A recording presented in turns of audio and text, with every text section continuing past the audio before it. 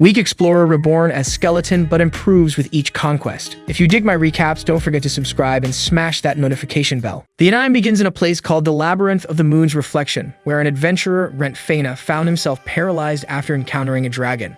He thought it was the end, but later was surprised to realize he was still alive. However, upon looking at his reflection in the water, he discovers that he has somehow been transformed into an undead. Before this incident, Rentt had gotten up early that day because for him, only nobles, wealthy merchants, and perhaps scholars with rule-free lives sleep in late. His studious friend, for instance, forgets to sleep for days when focused on research. Rentt was born and raised in a small town not even on maps and currently is a bronze-class adventurer. Like every adventurer, he wakes up early to get good jobs at the Adventurers Guild, which offers tasks based on everyone's skills and class, including monster extermination, escort plant and material collection, and even clearing clogged ducts. Rentt greets some adventurers at the guild, reviews the day's jobs, but not finding any interesting, decides to continue exploring the Labyrinth of the Moon's Reflection, as he used to do. Unlike most adventurers, Rentt worked alone, not being very skilled, belonging to the second lowest class despite being an adventurer for 10 years, counting training before that, totaling 20 years. Despite this, he managed to make a living by hunting monsters and selling magical stones and other materials to the guild, being cautious and having an emergency fund. And so, Rentt stops by the market to buy bread and then heads to the Labyrinth of the Moon's Reflection. However, unlike other times he entered to explore, that day he found a secret passage, getting excited about the discovery and the idea of exploring an uncharted area, acting without any prudence, something essential for any adventurer. He explores the place hoping to find magical items and valuable weapons, but thinks he should earn some money at the guild just by reporting that secret passage. However, instead of going back, Rentt moves forward, ignoring the fact that he is entering a very suspicious and dangerous area. As we know, instead of finding valuable items and weapons, he comes face to face with the biggest monster he has ever seen, recognizing it as a dragon, although he had never seen one before.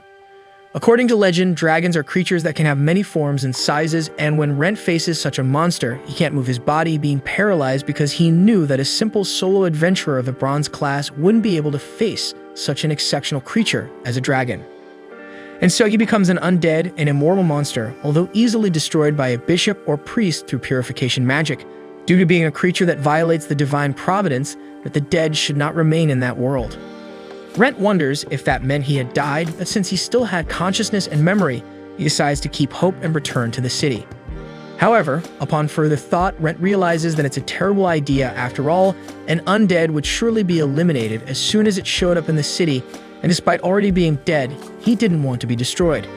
Rentt becomes desperate and unsure of what to do, but decides to stay calm and not lose his head, pondering over something that has no answer. Then he takes his sword and notices that the dragon has disappeared, but thinks it's better to leave that place anyway. And so Rentt continues through the Labyrinth of the Moon's Reflection. These labyrinths are found all over the world and researched by scholars wanting to explain their mysteries because no one knows for sure where they came from and how they work, knowing only that there are various ones of different sizes and are places where magical items and hidden treasures can be found, as well as monsters that appear everywhere. Rentt noticed that the place was empty and deduced it was because the other adventurers must be in the Labyrinth of the New Moon, which pays more than the Labyrinth of the Lunar Reflection. So he thought he just needed to wait for a few days for another lonely adventurer like him to appear with whom he could converse. However, with this, Rentt realized that being a skeleton, he couldn't speak at all. At that moment, another undead appeared, but it was just a monster like any other. So Rentt prepared to face the creature, but he realized that due to the lack of muscles, he was much weaker and would lose even to an ordinary person. Because of this, Rentt decided to face the skeleton carefully, but when he raised his sword, he fell, discovering that in that form he couldn't even lift his weapon. Rentt became desperate seeing the skeleton approach him, but fortunately, the creature fell on its own and lost a leg. The adventurer watched the skeleton trying to fit its leg back in place and thought that obviously a skeletal undead with only bones couldn't use sword techniques. This reminded Rentt that all living beings could use life energy to gain strength. He then activated his spiritual energy, finding out that he could use it even in that form, gaining enough strength to use his sword, returning to the fight just in time for the skeleton to fit its leg. And so Rentt easily defeated his opponent with a sword strike. Suddenly, a light appeared, illuminating the adventurer and the skeleton, and he realized he was recovering the spiritual energy he had just used. This reminded Rentt of a conversation he had with his friend. She said that monsters have a mysterious characteristic and that with time and experience they grow even more.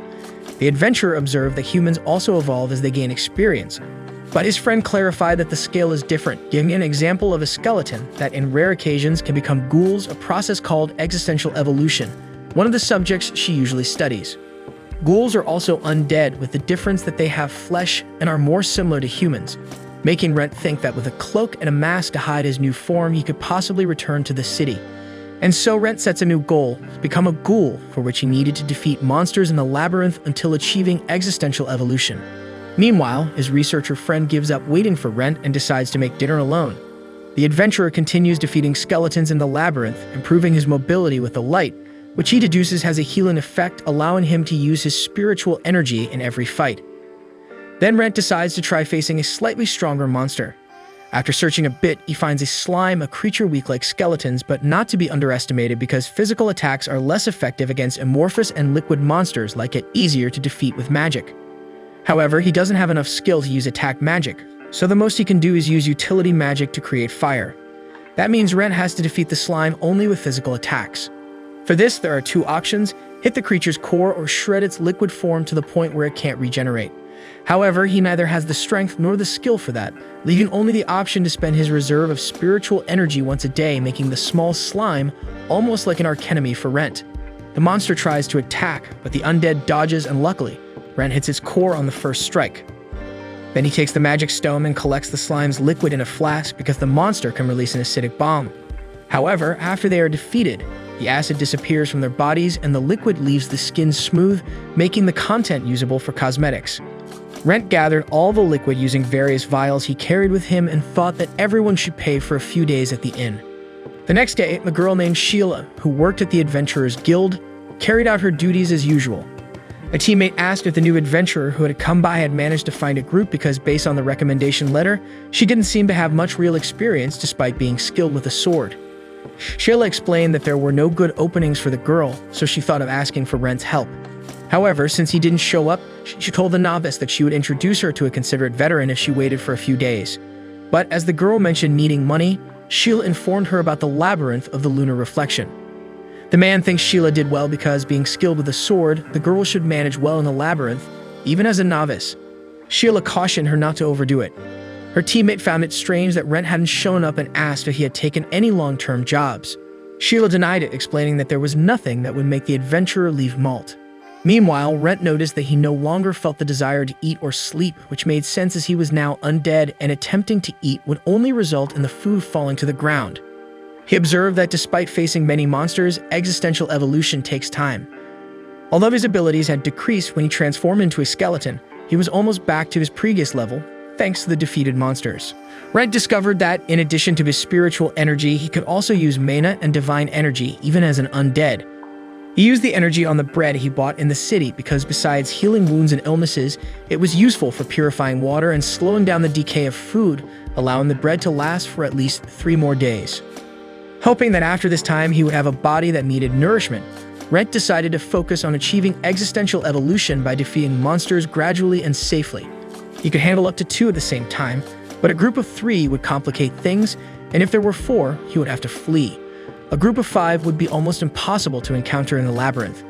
Rentt hoped not to encounter such a large group since, in that case, it would be his end, as he lacked strength in spiritual and divine energy and had little mana. Despite not being naturally inclined to be an adventurer, he didn't give up, unlike most people who tend to leave the adventurer's life after a few years and return to the village for fieldwork or other tasks. Rentt trained hard every day, studied magic and monsters with his friend, and accepted any job, no matter how small, believing he would achieve his dream as long as he survived. 10 years later, he was still far from becoming a mithril-class adventurer, a class that had saved nations and surpassed gold and platinum levels, even eluding those with innate talent. Nevertheless, Rentt refused to give up on his dream, even though he had become a skeleton. So he faced the labyrinth monsters again, realizing he was stronger than when he was human. He encountered a slime, dodging its attacks and easily hitting its core, reinforcing his belief that he was getting stronger. Rentt decided to collect more materials to sell, thinking he was fortunate to find another clean slime because they become disgusting after absorbing something, making it impossible to sell the liquid in those cases. But suddenly, the light appears, causing Rentt to absorb his spiritual energy once again. However, unlike the previous times, he begins to feel something strange, and before he knows it, he was gaining flesh. Finally, Rentt manages to undergo existential evolution and becomes a ghoul, acquiring an appearance similar to that of a zombie, which he considers a significant advancement. Rentt thinks that if he keeps striving, perhaps he'll become an undead of a higher class, like vampires who are practically indistinguishable from humans. So now that he has more than just bones, Rentt attempts to speak, but all he manages are some strange sounds. However, he doesn't get discouraged and continues training. Rentt continues hunting monsters in the Labyrinth of the Lunar Reflex to level up.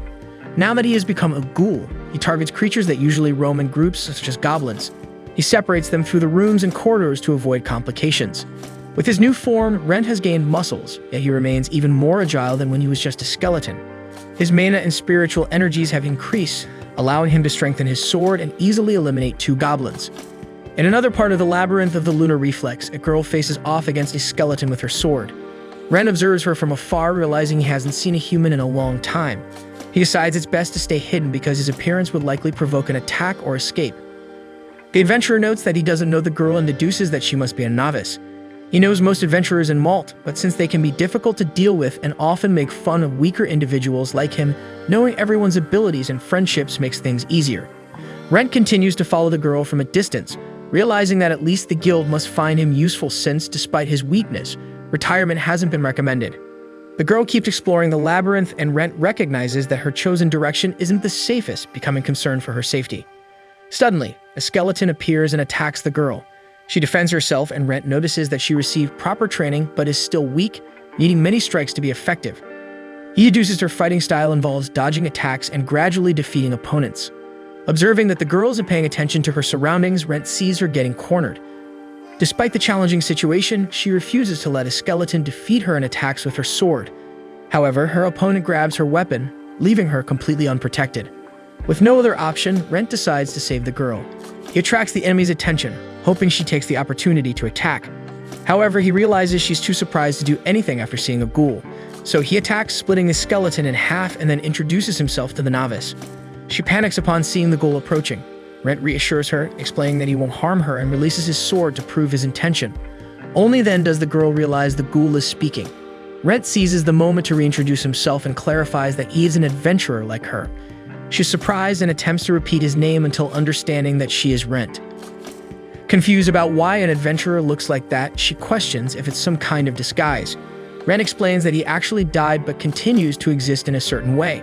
The girl notices that the ghoul doesn't seem like a regular monster and thanks Rentt for saving her life. He responds that adventurers should look out for each other. She explains that despite not wanting to, she needs to ensure he won't try to attack her when leaving. Rentt makes it clear that he has no intention of harming her, but explains that he needs help. He tells her that he needs clothes to be able to return to Malt, and the girl understands that he needed something to cover his body and suggests a tunic. So Rentt hands over the money he still had saved and explains that she can buy the clothes and keep the remaining money. The girl agrees to help the ghoul adventurer and introduces herself as Rena Rupage, promising to repay the favor for him saving her life. And so she leaves the Labyrinth of the Lunar Reflex, giving her word that she will return soon. But Rentt notices that the girl was still very attentive to him, as an adventurer should act in the presence of a ghoul, and that anyone would report a strange monster like him to the guild as soon as possible. However, Rentt hopes she won't betray him and thinks that even if it happens, he'll find a way to handle it. After leaving the labyrinth, Rena goes to the guild where she meets Sheila, who is relieved to see the newcomer, explaining that she was worried when she didn't return after sunset. Rena says that a lot happened and that she has a question to ask her, but it's not revealed what the girl asked. Later, Rentt faces another slime and realizes again how much stronger he is now than when he was human, easily hitting a monster's core. He observes that his vision also seemed better, but deduces that it would be combat intuition, something not learned through training or study. The adventurer wonders if that's how the victorious see the world and reflects that it was necessary to become a ghoul to achieve this power. At that moment, Rentt hears someone calling him and realizes that indeed Rena has returned with the clothes as promised. He appears, and the girl is worried that he might be another ghoul, but the adventurer explains that ghouls don't appear in the early levels. She is relieved and notes that Rentt has improved his way of speaking, and he explains that he has been practicing. Then Rena shows that she bought the clothes and brought his change. Rentt approaches, but this puts the girl on alert. She realizes what she did and apologizes for still being scared, asking for a little more time to get used to his appearance. Rentt understands the situation and says he'll just look at the clothes. In doing so, he is impressed with what she brought. Rena chose a simple colored tunic to not stand out and that covers the whole body, similar to what mages usually wear. The girl is happy that Rentt liked it and mentions that she brought other things she thought would be useful for him, explaining that as she recently arrived in Malt, she had to ask someone from the guild to introduce her to the store's items. Next, Rena shows that she bought gloves and boots so that he could cover his hands and legs. Rentt is touched by her kindness, feeling like he could cry, but physically it's not something possible for his current body. Then he tries on the clothes and notices that it's easier to move than he thought, losing only a bit of visibility, but nothing that would prevent him from hunting 1 or 2 monsters. Rena comments that Rentt looks much more imposing that way, almost like a wight, and shows his reflection through a small mirror. But he observes that he will still attract a lot of attention if he appears in the city. After all, his face is visible. That makes Rena remember that she also bought a mask because she foresaw that he would need it. Rentt thanks her, and he analyzes the mask while she explains that when she first saw him, she thought he was some kind of rare monster, and Rentt comments that maybe she was right. Then he puts on the mask, but notices that it's stuck to his face in a way that wasn't normal. He tries to take it off but can't, and Rena apologizes, explaining that the item caught her attention right away, but she found the price strange. Rentt asks if the mask wasn't a guild recommendation, and Rena explains that she found it at a stall selling it for a surprisingly cheap price, only 3 bronze coins equivalent to 3 loaves of bread. The girl mentions that she even checked if the mask had any curse, but as nothing happened with her touch, she thought it was safe to buy, realizing now that she was wrong because the curse is activated only when you put it on. Rentt thinks he's really unlucky and tries to remove the mask with his divine energy, thinking that as his energy increased, maybe he could remove a basic curse. However, despite some reaction, it wasn't strong enough to take off the mask. Rena feels guilty for what happened and apologizes for bringing a cursed item. Rentt reassures the girl, explaining that he really needed a mask anyway, and since she reacted to his divine energy, he just needs to save money and ask a powerful cleric to break the curse. He approaches Rena to touch her shoulder, but thinks it's better not to do that. However, she holds his hand, preventing him from pulling away, and explains that she understands he's not a bad person and therefore is no longer afraid. Rentt thanks Rena but explains that she doesn't need to force herself and can wait for the day when she's really more accustomed to his appearance. She agrees and says she's sure that day won't take long to come. Later, they both return to Malt together in a carriage. There, Rena reveals that she registered as an adventurer in the capital's guild, but since there were already many famous adventurers there, she realized there wasn't much work for a newcomer like her. That's why they recommended she register in Malt, as it's a place with 2 labyrinths nearby. Rentt says it was a good choice, but is surprised that Rena got excited about moving to the countryside. She explains that she wanted to see the world get stronger and become a respected adventurer. He understands the feeling, but says it's better to be a coward since you only have 1 life.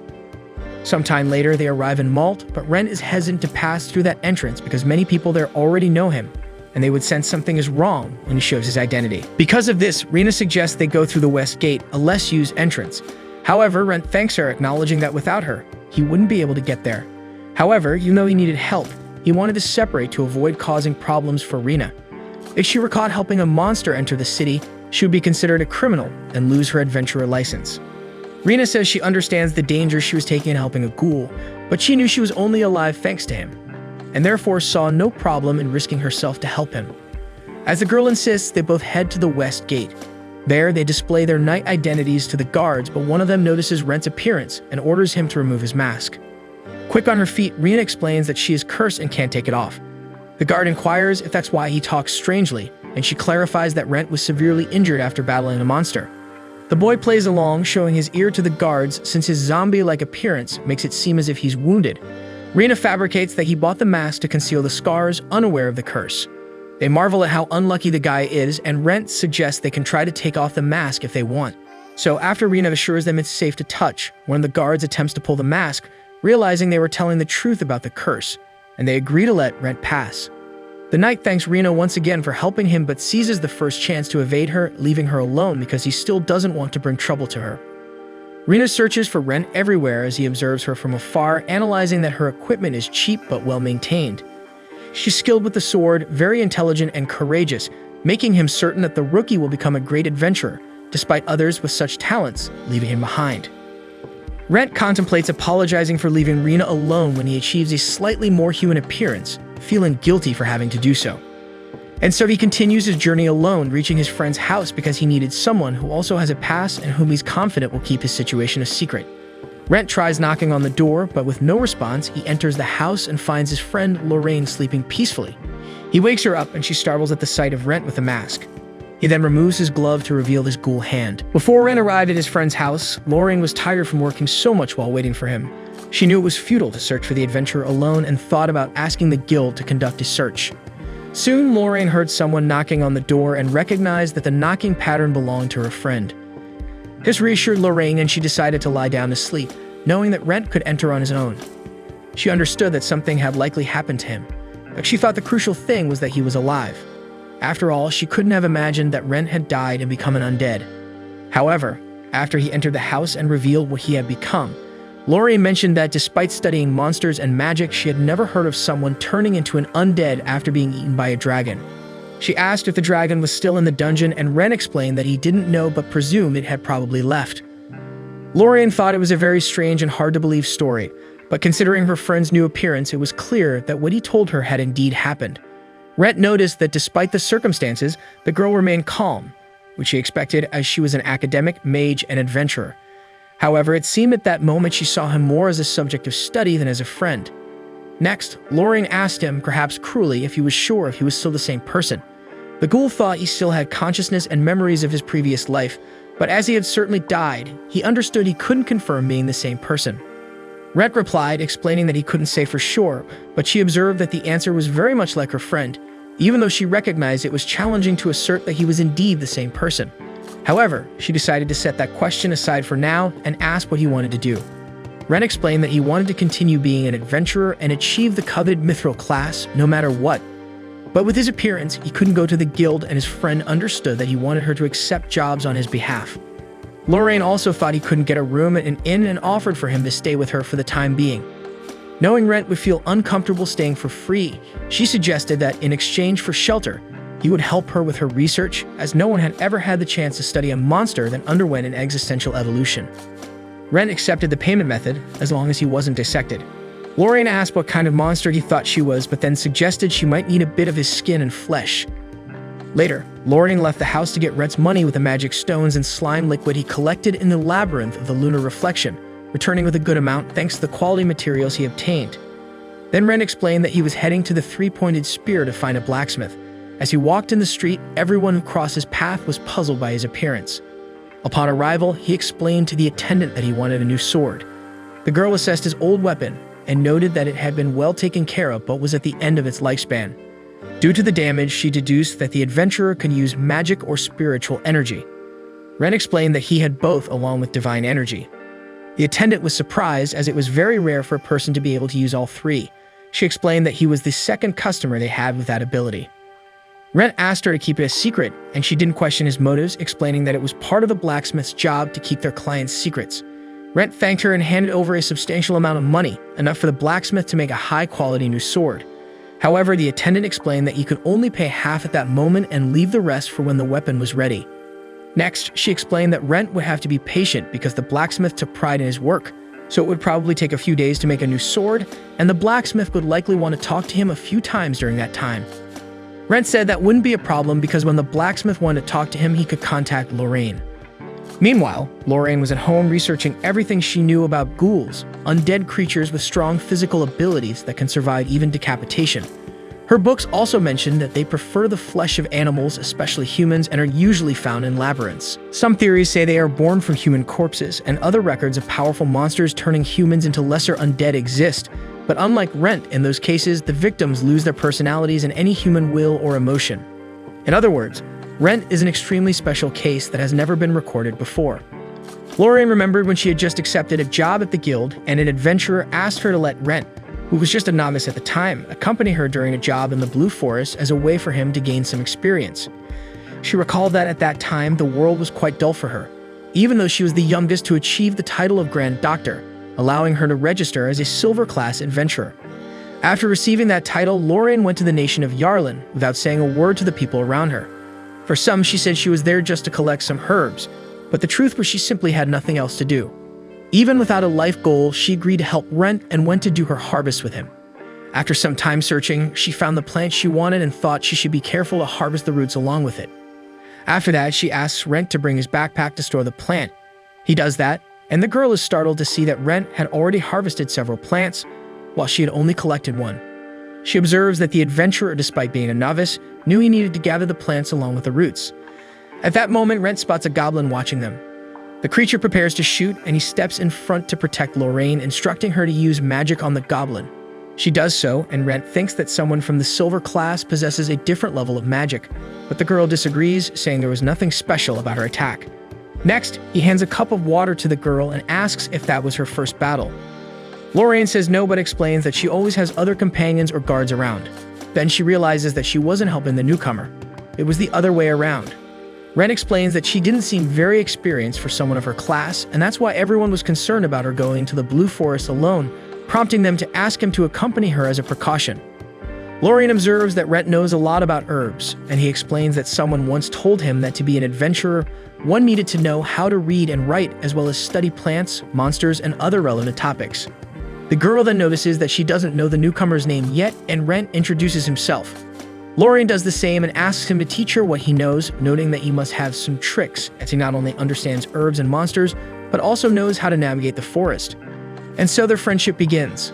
Over the next 10 years, Rentt continues to strive every day to reach the mithril class, while Lorraine stays by his side, pursuing her beloved research. However, Lorraine realizes that she has changed a bit since then, and that she now understands that the adults were just worried about her. She recalls that she hasn't been responding to their letters and doesn't even know where she stored them. Back to Rentt, he thanks the attendant and the blacksmith Clope, who promises to make a good weapon for him. The girl hands a sword to the adventurer to use while his is being prepared, and Clope explains that it can harness magic and spiritual energy, but advises against using other abilities. Rentt thanks both of them and leaves, and they notice that the adventurer clearly has some troubles but didn't want to ask for help. Clope speculates it might be due to a curse, leading him to think that Rentt will cause trouble for others. Later, Rentt cooks for his friend, who is extremely grateful for the dinner. However, she asks if he isn't going to eat as well, and he explains that he doesn't feel hungry in his new form. Lorraine then explains that during the time Rentt was away, she reviewed all her books about ghouls, realizing that he is different from the others, likely related to his ability to evolve. This leads her to wonder what he will become in the next evolution, and Rentt explains that his goal is to become as close to a human as possible, defeating monsters to grow stronger until his next existential evolution. And so he returns to the moonlit labyrinth, where he encounters a man being attacked by a slime. Rentt saves him and notices a scratch on the man. After saving his life, Rentt continues his journey because no adventurer is obligated to help others in dire situations, and some people pretend to be in trouble to rob the adventurers who come to their aid. But such occurrences are rare in Malt. However, the man follows Rentt and asks to join his group. He explains that he just registered as an adventurer and can't even face his slime yet. Rentt explains that these creatures are strong, especially for sword-wielding adventurers. The man realizes that Rentt is a veteran, revealing that he is a cook with a restaurant in Malt, in debt and needing to earn 15 gold coins by the next week. He decided to risk his life as an adventurer to get the money he needs. Despite Rentt's suspicion, he agrees to accompany the man, even without knowing if he's a good person. Then Rentt remembers that he doesn't know if he is still the same person as before, feeling a bit uneasy about having a companion at that moment. Nevertheless, they continue together, and Rentt leads the man to the secret passage, where he was devoured by the dragon, as it may contain magical items that would fetch the necessary amount for the cook. The newcomer is amazed by the place, especially because his map showed it as a dead-end alley. They explore, finding only a small opening, another secret passage. The man asks if Rentt could make money just by reporting the location to the guild, but Rentt remains silent. The man acknowledges that Rentt wasn't the one who found the place and assures him he won't take credit for something he didn't do. Rentt, uninterested in glory, allows the cook to claim credit for finding the place but asks them to explore the other passage together. Thus, they pass through the small opening and reach an empty room. The newcomer decides to search for more secret passages, thinking there might be 1 or 2 treasures in the unexplored area. At that moment, Rentt sees a drawing on the floor and is puzzled as the man moves forward without concern, as if not seeing the same thing. Rentt tries to warn him, but before he can explain, the man is teleported. Realizing it's a teleportation circle, likely sending them to a lower floor with strong monsters or deadly traps, Rentt thinks the smart move would be to abandon the cook. However, he reflects that doing so would only make him a monster. So Rentt steps onto the teleportation circle, and after being transported, he sees the newcomer lying on the ground. Before helping him, Rentt discovers they've ended up in a boss room with a giant skeleton. Rentt attempts to attack the creature with his spiritual energy and then tries to use magic, but both attacks fail to cause any damage. He notices that the exit has also disappeared, being one of the rooms he can't escape without defeating the boss. However, he is still an adventurer who couldn't give up on a fight, especially since it was the only way to save his life and that of the novice. So Rentt uses his divine energy, unsure if his sword will hold up, as Klope had advised against using anything other than magic and spiritual energy with it. Fortunately, the sword holds, and he manages to knock the giant skeleton to the ground. The adventurer then rushes on top of the creature to deliver the final blow, eliminating the boss from the room with just 2 strikes. Afterward, Rentt treats the guy's wound with his healing magic, providing only a bit of relief as he can only heal superficial injuries. The guy is surprised to see Rentt defeat the giant skeleton and finds the adventurer incredible, considering it was a very powerful monster. Rentt then reveals that with the victory, he obtained a valuable magic stone and offers it to the man to pay off his debts. He is surprised by this help, but Rentt explains that it won't be for free. The novice says he doesn't understand how he could help an experienced adventurer like him. Rentt then shows a small part of his arm, explaining that he acquired that appearance after being defeated by a monster. Now he can't enter the guild or shops, so he needs someone to do that for him. The man agrees but mentions that it doesn't seem like a fair deal for Rentt, as it's a straightforward task. However, the adventurer explains that he also wants to eat and drink for free at the guy's restaurant whenever he wants. The cook agrees and is grateful to have received the help he needed to pay his debts in exchange for something so simple. He tells Rentt that he can eat there whenever he wishes. Next, the two prepare to leave. However, since the novice still can't see any exit, Rentt points in the direction they should go, realizing that the novice really can't see the magic teleportation circles. Even without seeing, the guy trusts Rentt and goes to the indicated location, being transported back to where they came from. Then Rentt also goes, thinking he'll have to explore the labyrinth another time. And so the two return to Malt, and the guy takes Rentt to his restaurant called the Red Dragon Tavern.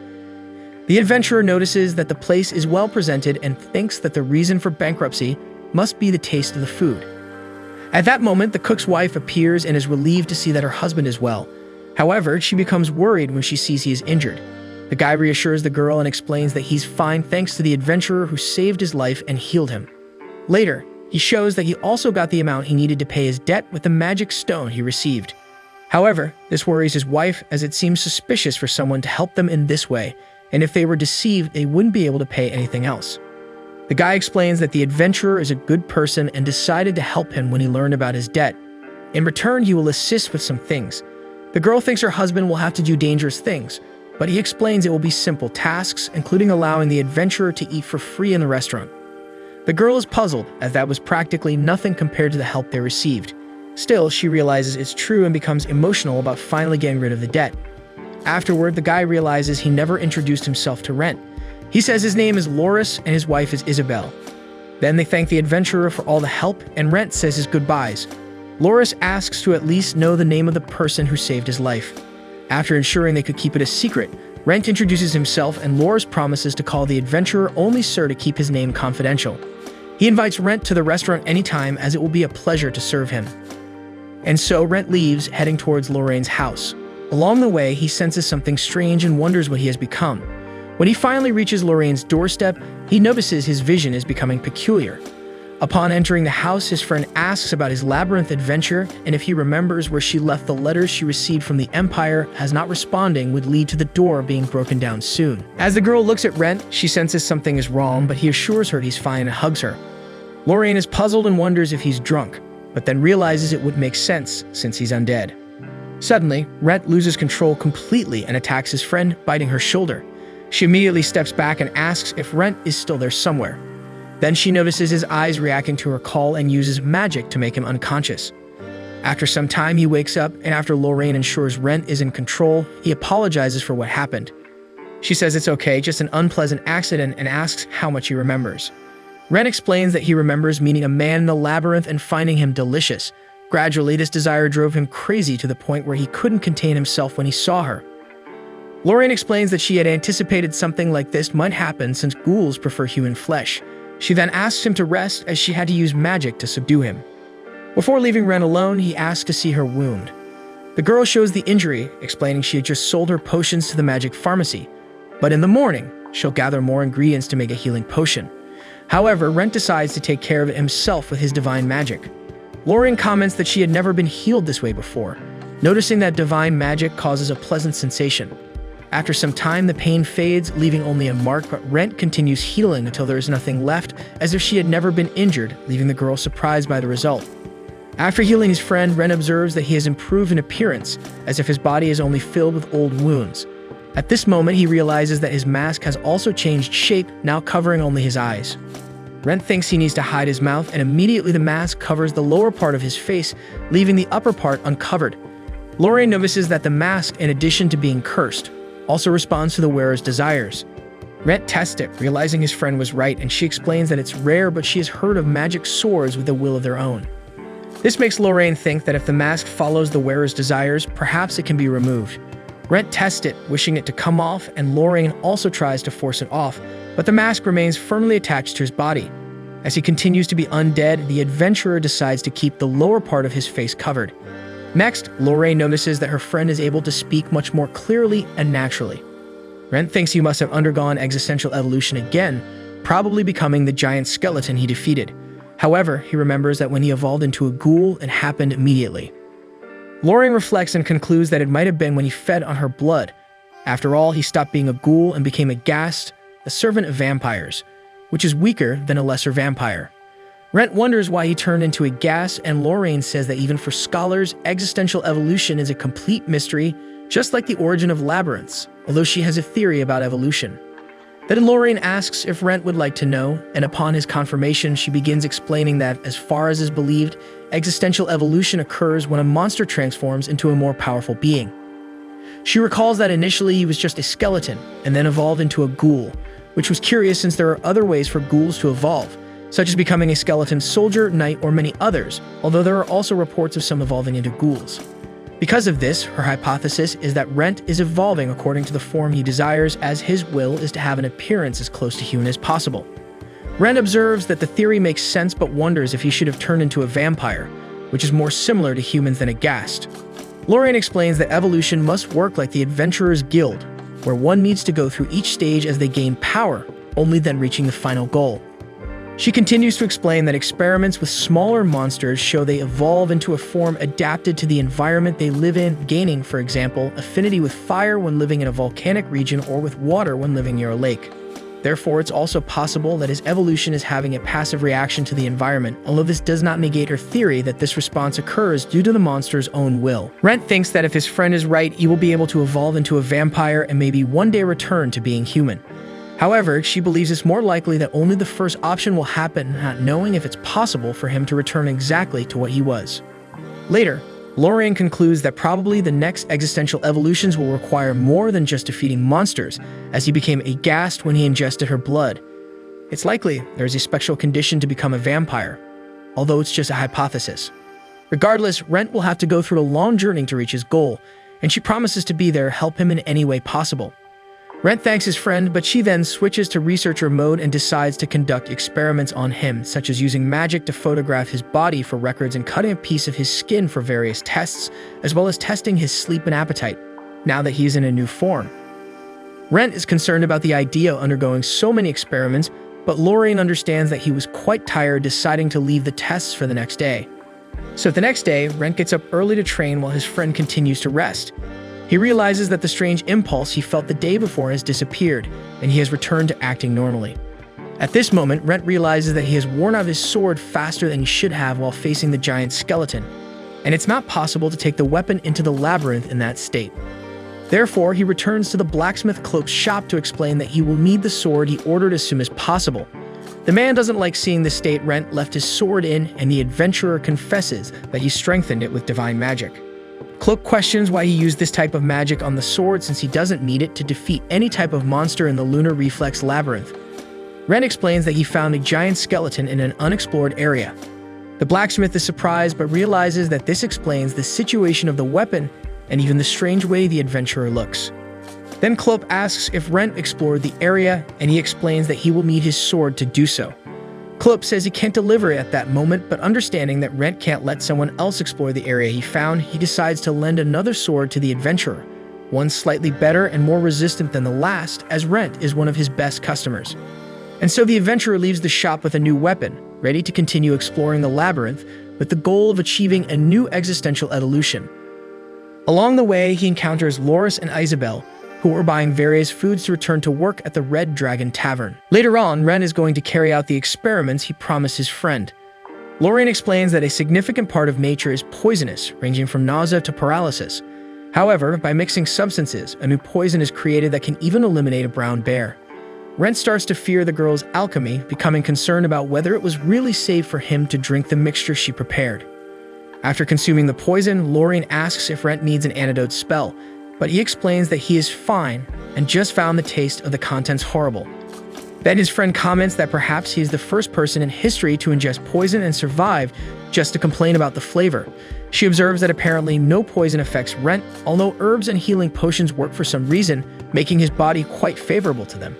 Next, Lorraine notes in her observations that despite evolving into a ghast, he hardly feels the need to sleep. Then she inquires about his appetite, and Rentt explains that he craves the flesh and blood of humans, albeit in a small and controlled amount. Because of this, the girl hands him a flask. Rentt thinks it's another experiment with poison, but upon opening it, he realizes it contains a bit of blood. Lorraine explains that she took a bit of her blood and put preservation magic in the flask to make it last longer.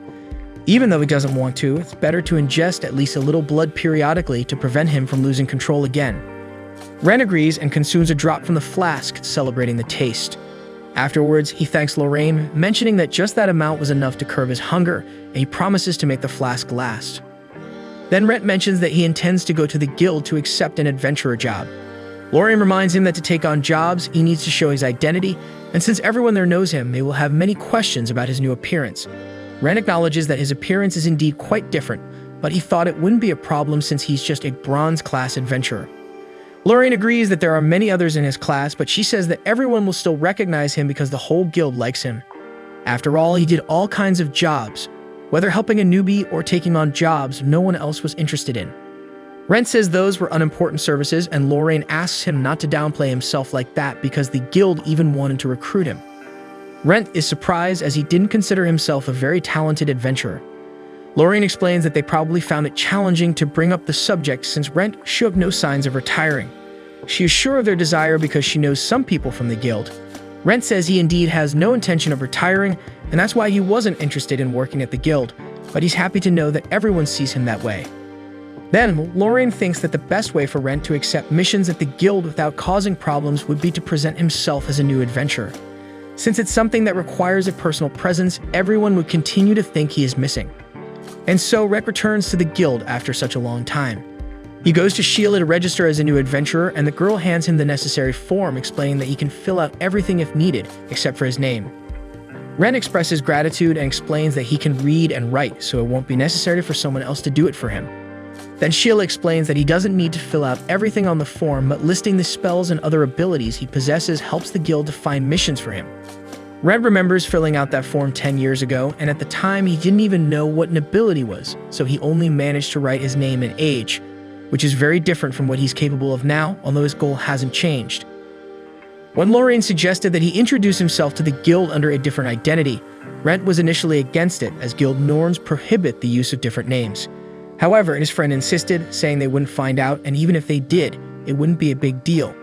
Besides, Rentt didn't have another choice since everyone would ask many questions upon seeing his new appearance, unlike a newcomer who wouldn't attract attention, no matter how strange. With that, Rentt admitted that Lorraine was right, and despite meaning he would lose his achievements and start over in the Iron class, he didn't mind. After all, his goal remains to reach the Mithril class. So at the present moment, the adventurer finishes filling out the form, stating that his name is Rentt Vivi, the same last name as Lorraine's. He hands it to Sheila, who is startled to see her name and apologizes for her reaction, explaining that another adventurer with that same name is missing. Rentt notices the concern in the girl's eyes, wondering why she's worried about someone like him, but recognizes that they've known each other for a long time. Then he asks if this missing person is named Rentt Faina and invents that Lorraine, his relative, mentioned his disappearance to him. The adventurer mentions that he's living with Lorraine, and Sheila remembers hearing that a man with an unusual appearance was seen coming and going from her house and becomes sad when she realizes it was Vivi because as Lorraine was very close to Rentt Faina, she thought it could be him. Then Sheila confirms the paperwork and asks for a minute to register him in the guild. So Rentt waits while reflecting that he did the right thing by pretending to be a relative of Lorraine's because he doesn't want people to invent strange rumors about her. After all, she's a young girl living with a man. As for his name, it was possible to keep it since it's common in all countries. Afterward, he observes that his appearance doesn't attract anyone's attention since it's not uncommon to find adventurers with that look when Sheila returns and hands him his registration as an Iron class adventurer. And so Rentt returns to the Labyrinth of the Lunar Reflex and hears two adventurers fighting a goblin. He realizes from their voices that they were young, probably newcomers. So Rentt goes to them and watches from afar to see if they need help.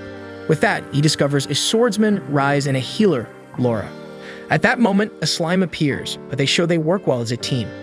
Because of this, Rentt decides to stay away, realizing that it's not necessary to help the two because although he used to guide newcomers, he would only scare the boys with his appearance. And so, Rentt decides to go to the secret passage he discovered before someone else finds it too. After all, giving valuable information to the guild is worth money, especially about newly discovered areas, which means a great achievement for Rentt Vivi. Then he explores the place and uses one of the teleportation circles, which takes him to a room different from the others in the labyrinth. Rentt finds it strange that the environment has things like books and a teddy bear, and upon closer analysis, he finds a bed with a skeleton that seemed to be human, leading him to conclude that someone was living inside the labyrinth. At that moment, a girl appears and asks what he was doing in that room.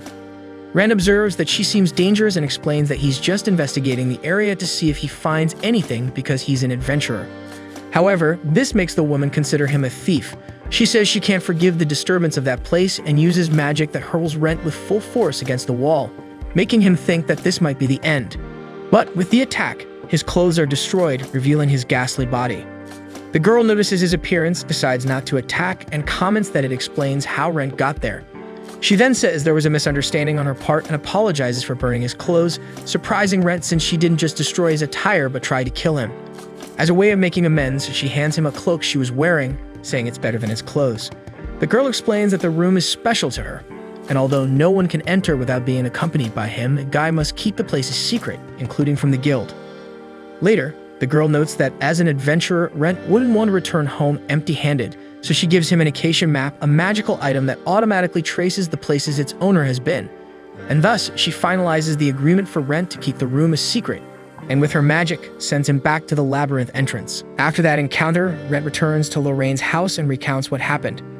The girl wonders if her friend is under the influence of some potion to attract so many strange events, but notes that it's a common thing for adventurers.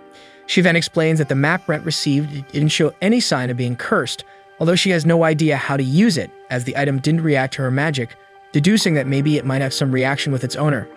Rentt tries using the map, and magically a drawing of the moonlight maze appears. Lorraine is impressed with the magical item and observes two arrows moving on it. Rentt places his finger near them, and the names of the adventurers he saw earlier in the labyrinth appear. With that, Lorraine and Rentt realize that the map shows not only the labyrinth, but also the current location of adventurers, along with their names, making it one of the most valuable magical items in the country. Rentt tries to make the map show another place. He thinks of the new moon maze, and instantly the drawing changes, leaving the adventurer impressed. Although he knew the map wasn't complete, as it only shows places the owner has explored, not revealing any areas he doesn't know. After that, Rentt asks Lorraine to check if the cloak has any curses, but she explains it's unnecessary because if there was anything, it would have been activated right after he put it on. Lorraine comments that she noticed the cloak is of high quality, as it possesses an extremely strong magical resistance at a level no blade can penetrate, making it better than ordinary armor. This leads the girl to wonder who the woman giving those things to Rentt is.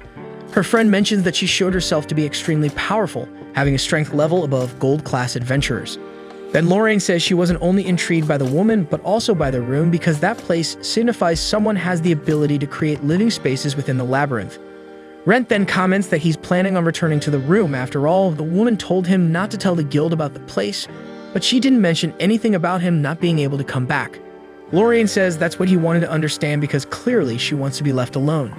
Nevertheless, the next day, Rentt returns to the labyrinth. He reflects that he found that new area where he stumbled upon a dragon and became an undead, which led him to pick up a cursed mask.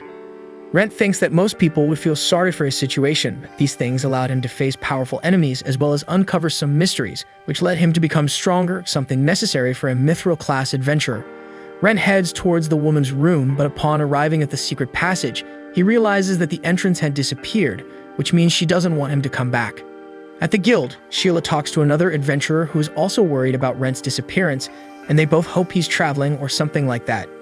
Everyone was very concerned about Rentt. After all, he taught most of them how to be adventurers, just like Sheila learned to be a true guild employee thanks to his help. She remembers how the guy devoted himself to the maximum to achieve his goal of reaching the mithril class when suddenly, Rentt appears in front of her, making her startle at being caught off guard by his bizarre appearance. He explains that he wants to accept a job he saw involving 3 orcs. Sheila explains that that task is not recommended for an Iron-class adventurer because orcs are very strong creatures, requiring at least Bronze-class to handle facing a trio. Then Rentt explains that he knows their strength and tells her that despite his class, he has already faced several orcs. This makes the girl a little more at ease and entrusts the job to him.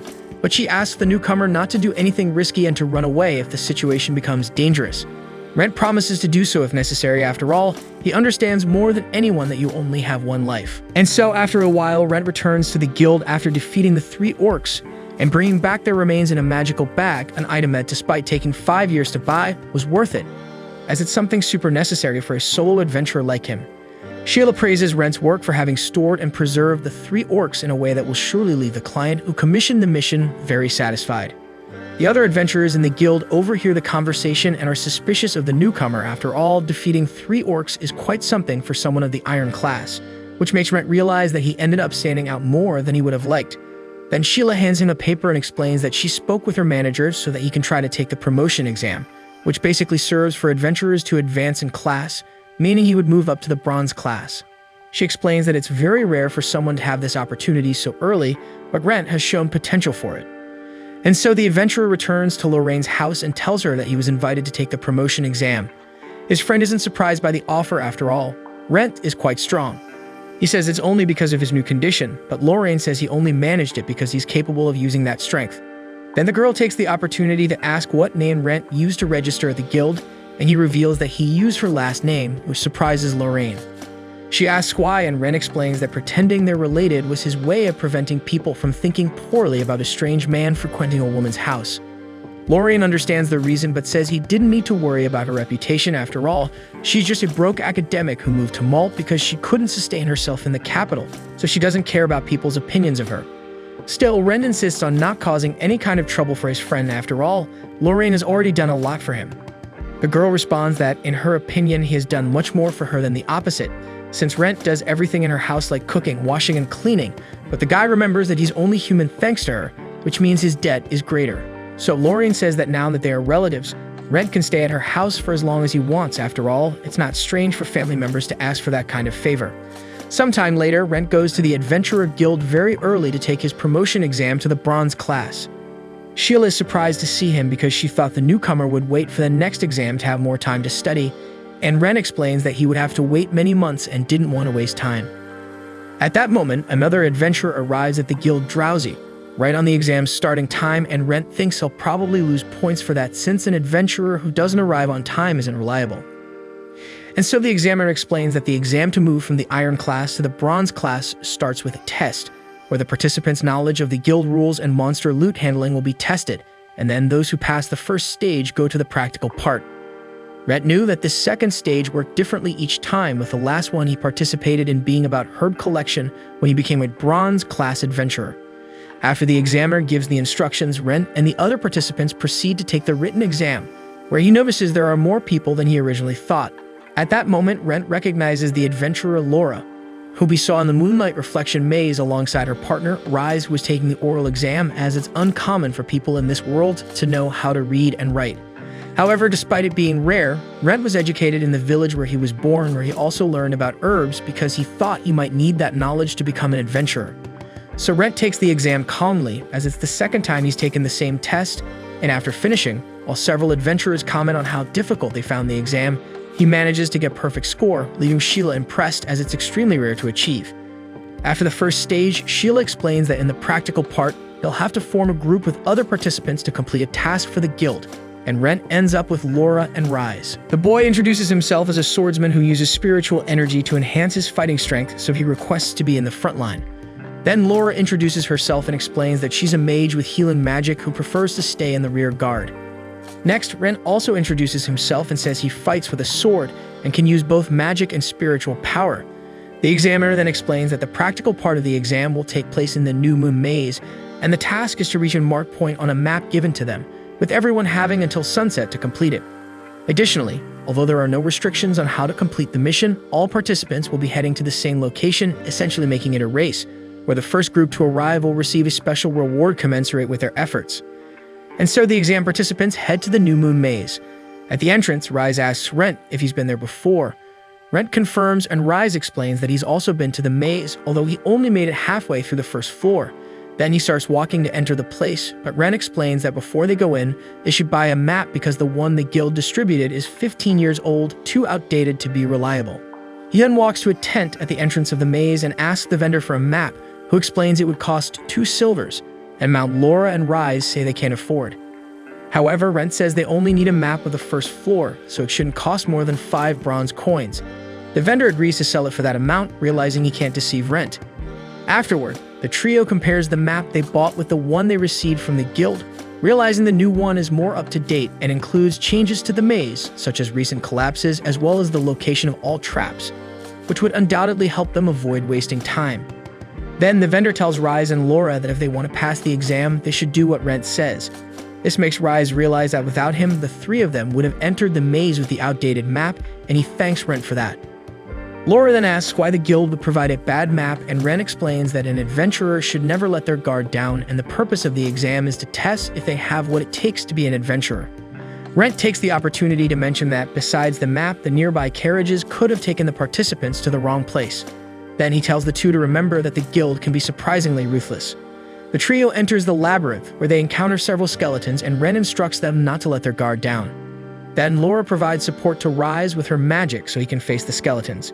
Rentt observes how good they both are for their age thanks to their teamwork, where each has well-defined roles so that none strains more than the other. After defeating the skeletons, Laura asks why there are so many monsters in that place, and Rentt notices they are being drawn there by an incense. Furthermore, he realizes that just ahead, an ambush awaits them. Laura finds it strange as there are no intelligent monsters like that in the first place, but Rentt explains that they are humans, leaving her and Rise surprised to realize they will have to face people. Rentt advances cautiously, encountering the first man waiting to ambush them. Rise recalls wanting to be on the front line, so Rentt leaves his opponent to the boy and moves on to confront the rest of the ambush group, dealing with them easily. Then, Rentt watches Rise bravely face his opponent with the help of his partner, realizing they don't need assistance and merely observing the fight. And so, with another display of teamwork, the 2 manage to defeat the last of the ambush group. Next, the trio binds them, and Laura and Rise believe the group to be other exam participants who attempted to sabotage their test, given that the examiner said anything goes during that stage.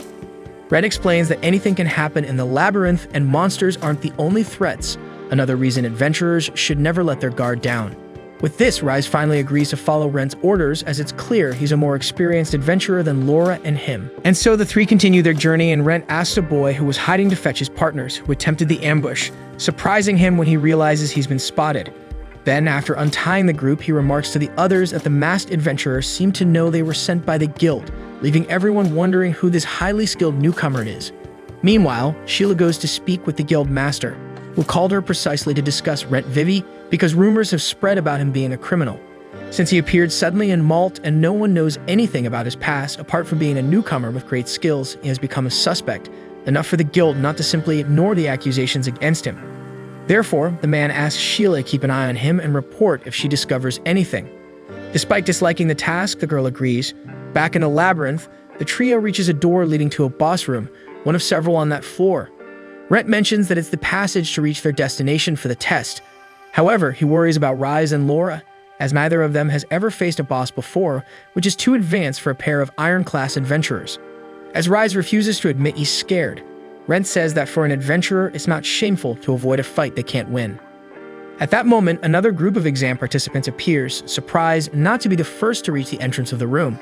They start mocking the trio, and one of them taunts Laura, making Rise angry. He shields the girl and starts arguing with the group about who would enter the room first. Then Rentt brandishes his sword, showing control of the situation, prompting the group to immediately apologize and say it's fair for the trio to go first since they arrived earlier. However, Rentt insists that they'll need to rest and, as a result, can go after them. Everyone is surprised, and the group enters the boss room while celebrating, thinking they'll secure the prize. Rise complains to Rentt for letting the others go ahead, but Laura thinks he must have had a reason for doing so. Rise then deduces that Rentt wanted them to witness a boss fight before entering, but the adventurer explains it's for another reason. After a few seconds with the group inside the room, the trio hears screams and then watches everyone being safely evacuated by some guild employees. Rentt explains that he wanted them to see that even if they lose, they will leave alive. Later, he reiterates that it's not shameful to avoid a fight they can't win.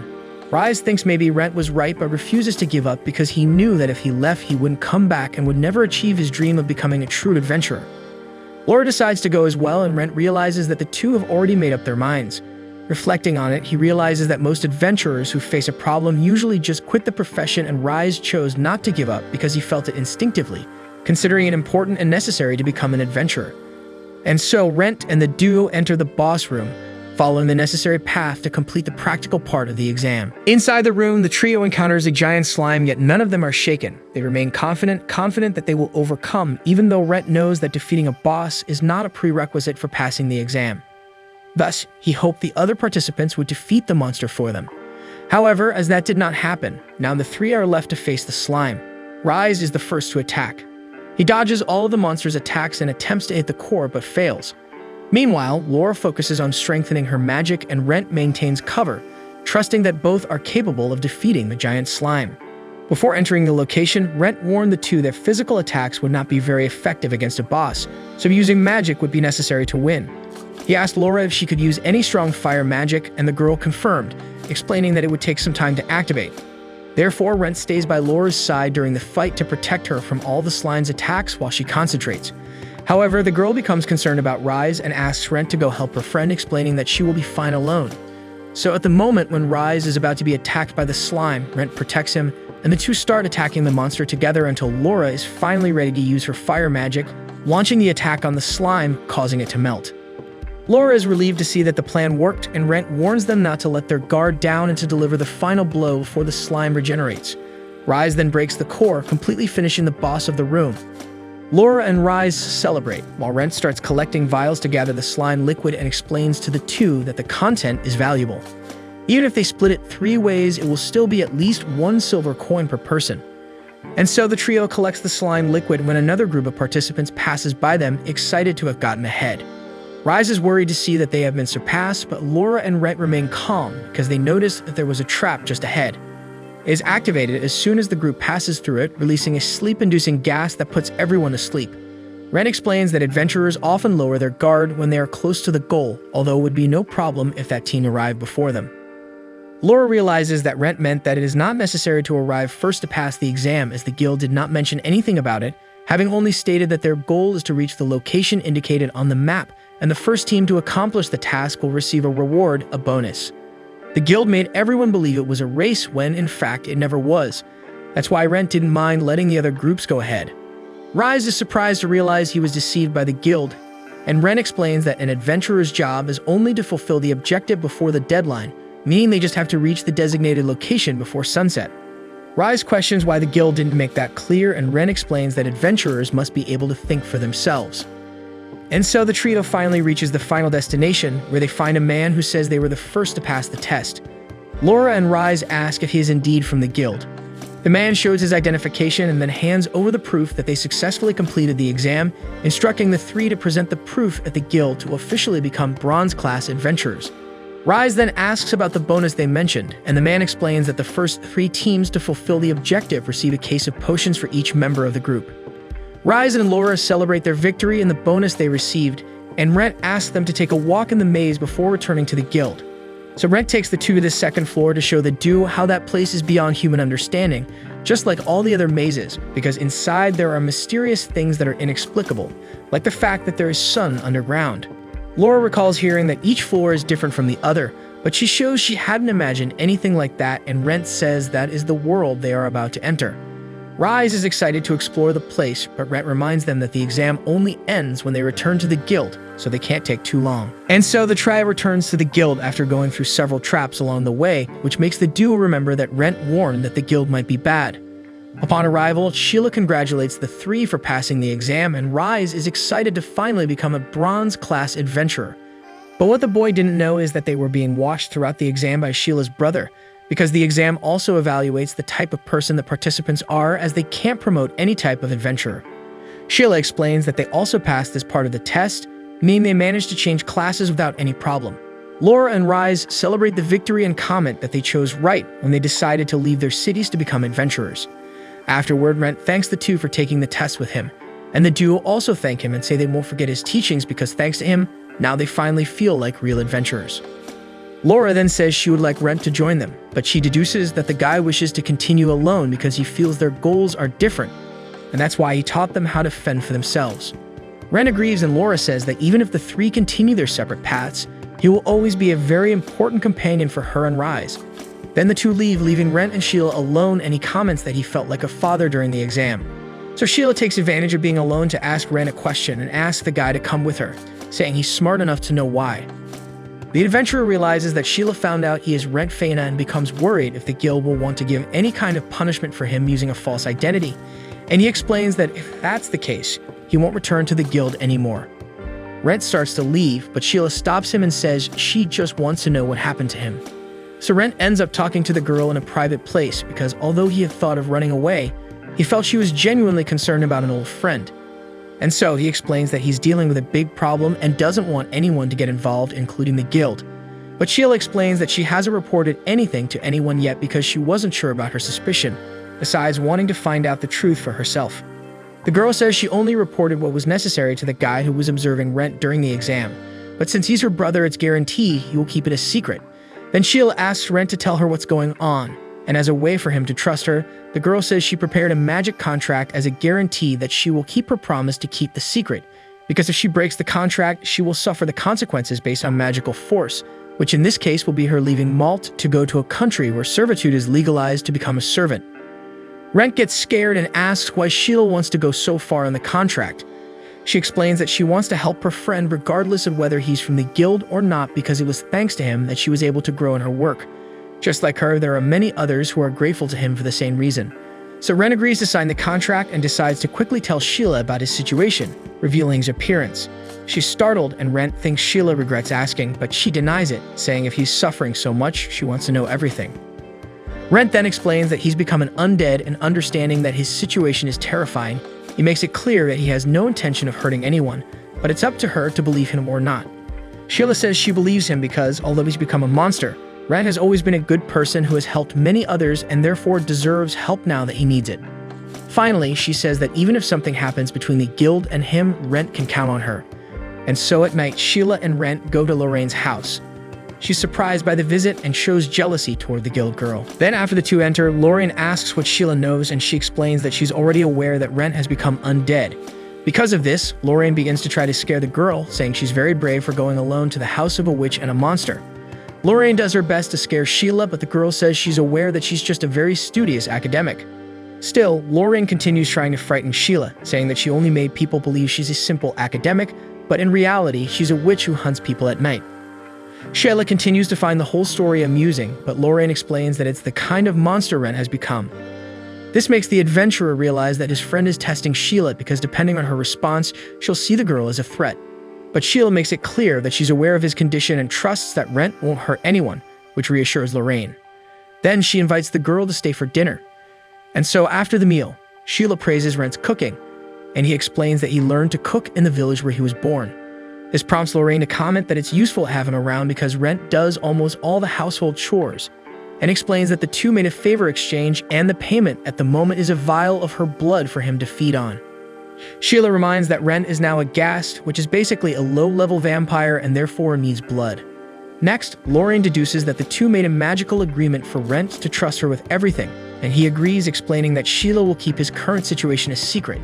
Then the girl takes the opportunity to explain that although she'll keep the secret, Rentt has been attracting a lot of attention.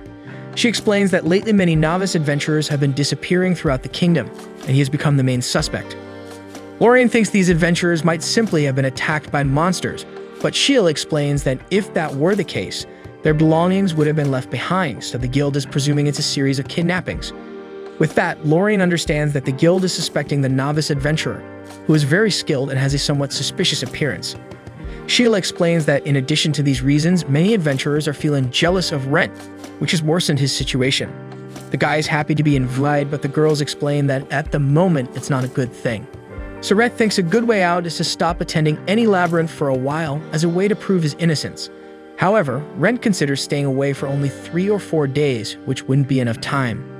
The next day, Sheila returns to her job and observes Laura and Rise, who agree to explore the second floor of the labyrinth when they are part of a group getting excited about the idea of exploring the area and facing the monsters they encounter.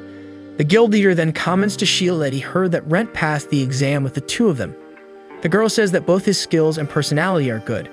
However, the name makes the man remember Rentt Faina and asks what happened to the adventurer who disappeared suddenly, remembering that he planned to recruit him into the guild when he wanted to retire. At that moment, Sheila sees a novice adventurer needing her help and goes to do her job. But before she leaves, she comments to her boss that the new Rentt is also a wonderful adventurer. A few days later, Rentt leaves home, leaving Lorraine still asleep. However, she wakes up to the sound of the door and wonders why he didn't stay resting, considering he can't go to the labyrinth until the kidnapping suspicion disappears. Rentt goes to the blacksmith Clope to pick up his order, which is finally ready. He tests his new sword, and Clope explains that he adjusted it to be easy to use, knowing the adventurer's preferences. As the sword is crafted to withstand mana as well as spiritual and divine energy, Rentt tests each on wooden logs. He starts with mana, delivering a powerful blow that immediately impresses Clope, acknowledging the adventurer's improved skills. Rentt, however, explains that he has more control over spiritual energy and proceeds to test divine energy, making powerful cuts in the wooden logs, leaving Clope astonished.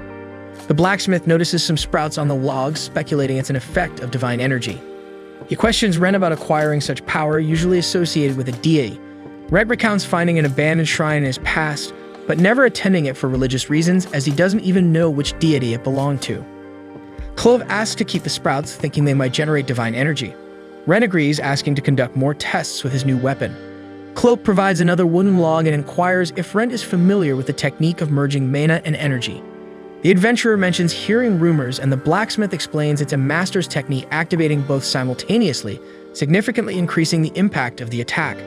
However, caution is advised, as there's a risk of the person exploding while attempting a fusion. Despite knowing the risks, Rentt persists, reasoning that he probably won't lose his life with his current body even if it explodes. Recognizing Rentt's determination, Clope gives him a cheaper sword for the test, ensuring the safety of his new weapon. Rentt begins experimenting by using mana on the sword and channeling spiritual energy into his other hand. He feels immense power, challenging to control, but he exerts effort and unleashes a strike that completely destroys the wooden log, making Clope contemplate how insane it would be if Rentt combined it with his divine energy. Next, Rentt decides to perform the fusion of all three elements, believing he needs considerable power to become a Mithril-class adventurer. The resulting power is so immense that it causes the sword to crack. Rentt hurries and launches his attack before the weapon turns to dust, transforming the log into a ball. After completing the tests, Rentt apologizes to the blacksmith for what happened to the sword. Clope reassures him, explaining that divine energy removes impurities and restores matter to its original form, making it unsuitable for use with a normal weapon. He hands over the ordered sword, warning that despite crafting it to withstand divine energy, the weapon couldn't handle the fusion of all three elements, at most supporting mana along with energy. At that moment, Rentt recalls meeting the mage and asks Clope what to do if he encounters an opponent he can't defeat. The blacksmith suggests ordering other weapons, but Rentt explains he doesn't have money for that. Thus, Rentt leaves with only one sword, settling for the fusion of mana and energy, determined to earn more money to buy quality equipment and become a Mithril-class adventurer. On the way home, Rentt encounters an adventurer arguing with a boy who wants to pay for a service not approved by the guild, suspecting trouble. Needing money, Rentt intervenes and asks the adventurer to transfer the job to him. The man hands over the payment from the boy and continues his way. Rentt then explains to the boy, Reumtus, that he doesn't promise to accept the task, but is willing to hear the story. Reumtus explains that he needs an adventurer to kill the Lake Master. Thus, Reumtus tells him and Lorraine that he came from the village of Tatsu, a few days' journey from Malt, and that it has an annual festival following an ancient story tradition where the villagers offer a beautiful maiden as a sacrifice for the Lake Master to save the village. Reumtus continues explaining that the true Lake Master recently appeared, devouring the offered maiden, and now demands more sacrifices, resulting in more girls being offered, with his sister being the next. Rentt accepts the job and sets out with the boy in a cart because he doesn't just want to exterminate a monster but to save his sister. After the journey, they reach the village of Tatsu, and Rentt notices the silence of the place. Reumtus explains that the village used to be more lively, but everything changed after the appearance of the Lake Master. Arriving at the boy's house, Rentt notices a mark on the door, indicating that this house should offer the family's daughter as a sacrifice. Since the Lake Master lives in the depths of the water, Reumtus assumes his servant, a Kelpie, leaves these marks. Rentt comments on the strength of Kelpies, and at that moment, Reumtus' sister, Amiris, opens the door. The boy is excited to show that he got help and introduces the adventurer, but the girl remains serious, pulling him inside for a private conversation. Amiris tells her brother not to fall for the words of strangers from the big city, and that the adventurer looks very suspicious and is probably deceiving them. The two argue, and Rentt listens to everything with his monster-enhanced hearing. Afterward, Amiris opens the door to thank Rentt, stating that Tatsu's festival is an ancient tradition that cannot be changed, and he should leave and pretend nothing happened. However, Rentt refuses, stating that since he accepted a job from Riantis, only he can cancel it. The boy is relieved and makes it clear that he won't cancel his service. Realizing there's not much they can do, Amiris tells Rentt to stay in their house but not to disrupt the festival that will take place the next day because she will willingly serve as a sacrifice. Thus, Rentt spends the night at their house, telling Riantis that from what he observed, asking Amiris to escape wouldn't help. The boy, however, insists that even if it's dangerous, he will do anything to save his sister. The next morning, Rentt heads to the edge of the lake to explore the area better since the festival will only take place at night. He finds a merchant offering fruit to some children in exchange for them alerting their parents about him, as no one has bought anything from him for some time. Rentt approaches the children to ask a question, but they all get frightened by his appearance and run away. Being a small village, the merchant realizes that Rentt is a visitor and deduces he's there for the festival. He advises him to leave because it's not a good time for visitors, as the lake's master is quite irritable, which is why nobody is interested in buying goods. At this moment, Riantis calls Rentt for lunch, and he bids farewell to the man, who again recommends that he leave the village. Rentt finds it a bit suspicious and asks Riantis if he knows the merchant. The boy confirms and says that he frequents the village a lot and helps all the residents. Later, preparations for the festival begin, and the village women express sympathy for Amiris being chosen for sacrifice. One of them mentions that she thought Riantis would find a way for them to escape because he tried everything to convince the villagers to end the festival, showing he's desperate to save not only her but all the girls who will also end up being used as sacrifices. Amiris cries upon hearing this and then finishes getting ready alone. Rentt takes the opportunity to talk to her. Seeing him, Amiris asks the adventurer not to approach because the sacrifice should not have contact with anyone without a reason, and Rentt respects her decision. He talks to Amiris from a distance and promises that he and Riantis will find a way to fix things, so she must resist as much as possible. The girl says it's impossible because no human can match the Lake Master, but Rentt insists and asks her not to do anything that would make her brother sad since they only have each other. And so Rentt convinces Amiris to fight for her life just in time for the festival to begin. The villagers prepare everything to send the girl and a treasure as an offering to the lake where the master resides, and one of them apologizes to her, saying it's for the good of the village. Amiris acts normally and pretends to accept her fate, but Rentt and Riantis go with her to the lake. After some time in the water, a fog mysteriously arises, preventing the three from seeing around them. At this moment, a globe sent along with the girl starts glowing, and they see a light in the distance, understanding that the Lake Master has arrived. Suddenly, a giant kraken emerges, and Amiris begins to beg it to protect the village in exchange for her sacrifice. Rentt finds a way to stop the girl and throws his globe into the lake, saying it's just a simple lantern. Then the adventurer jumps into the lake and starts walking on the water, thanks to a magical item he received from the alchemist Lorraine. He then wields his sword, determined to reveal the master's identity. At that moment, the monster launches a fire attack, and Rentt observes that, as krakens are marine creatures, they do not have fire. So he advances toward the monster, confirming his theory that the kraken is nothing but an illusion. Next, Rentt sees a ship where he spots the wizard who conjured the illusion in the fog and fired the fire attack, as well as the merchant he met earlier, who tells the adventurer that he would have spared his life if he had listened to his advice and left. And so they all attack Rentt, but he bravely faces them. And when the two siblings pass through the fog, they find him near a completely destroyed ship. After saving Amiris' life, the three return to the village and tell the truth about the Lake Master to the villagers, who are surprised to discover that the whole story was a hoax. Amiris realizes that Rentt suspected the truth from the beginning, and he explains that monsters revered as masters do not rebel out of nowhere. Then one of the villagers questions the merchant about what they did with the other girls who served as sacrifices, and pressured by the frightening-looking adventurer, the man explains that they are all alive and that they intended to sell them for a high price in another country, and that they are being kept in a cabin on the other side of the lake. Immediately, the villagers start preparing to rescue the girls, and Rentt confirms with Riantis if he can consider the job done, and obviously the boy agrees. And so Rentt prepares to return to Malt, refusing to attend the festival that the villagers decided to redo, explaining to the siblings that he cannot stay longer because someone is waiting for him. Riantis and Amiris are saddened by his departure, and the boy says he will never forget that he saved his sister's life and the entire village, while the girl decides to show her gratitude with a kiss on the cheek. After bidding farewell, Rentt leaves in a carriage while thinking that the merchant and the other kidnappers said they only captured women and therefore, apparently, they are not involved in the disappearance of the novice adventurers that Sheila mentioned. Arriving home, Rentt tells Lorraine that he managed to fulfill his mission and save Riemtis' sister's life, as well as all the other girls who were offered as sacrifices before her, and thanks the girl for the magical item she lent him, saying that it was very useful to walk on water. Lorraine says that if there really were a lake master, she would want to meet him, but Rentt says it was good she didn't go with him, as the girl stayed to do another job. Then Lorraine comments that Rentt probably won the heart of the girl he saved, which makes him remember her gratitude.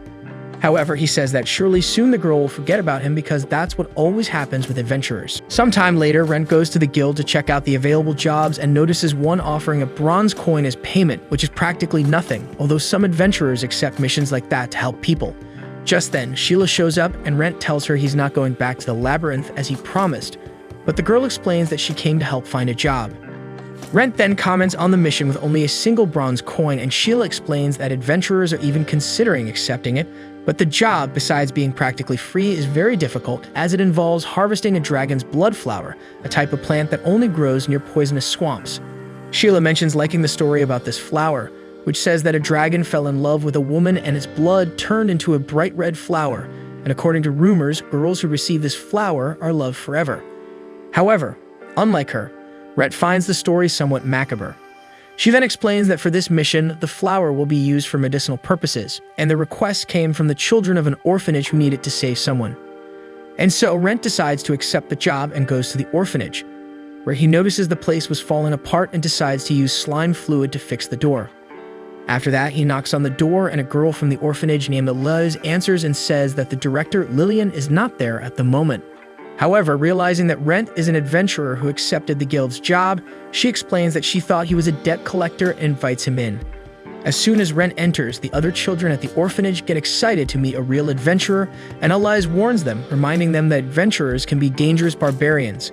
However, shortly afterward, she feels embarrassed for saying that in front of Rentt and explains that she wasn't referring to him. But he understands her concern. After all, caution is important. He then tells the children that they shouldn't approach adults who look strange, and they all understand and move away from him. After that, Rentt explains to Elise that it can be dangerous to trust people too much, but it means that the children at the orphanage grew up happily. Elise gets excited and says that the director, Lillian, is an incredible woman, but then she apologizes for the way she spoke. However, Rentt says he doesn't mind and she can express herself however she wants. Then he takes the opportunity to introduce himself to the girl, explaining that he's a bronze class adventurer. Elise is surprised as it was already difficult for any adventurer to accept the job, let alone someone above the iron class. Rentt notices that she knows a lot about adventurers, and the girl explains that she was the one who made the request to the guild. Then Rentt explains that it won't be an easy task because it's very difficult to find a dragon's blood flower. Elise explains that she is aware of that but needs the flower, and since it's not found in almost any store, even if it is, it will be at an extremely high price. She decided to trust the Adventurer Guild. Rentt asks her to explain why she needs the flower, and Elise asks him to keep it a secret, and then takes him to the orphanage's director, Lillian June, a priestess who was bedridden due to an illness. The woman thinks Rentt is at the orphanage to help the children clean the basement because it's common for monsters to appear there, and so it's not a safe task for the children. Later alone, Elise tells Rentt that Lillian's illness is called malaccumula, which was caused by her divine energy not being strong enough and causing a reaction that made the evil energy accumulate in her body. Rentt explains that he didn't know about the existence of this illness, and the girl continues to explain that this won't end Lillian's life anytime soon, but only a special remedy can cure her, and for that, it's necessary to have a dragon's blood flower.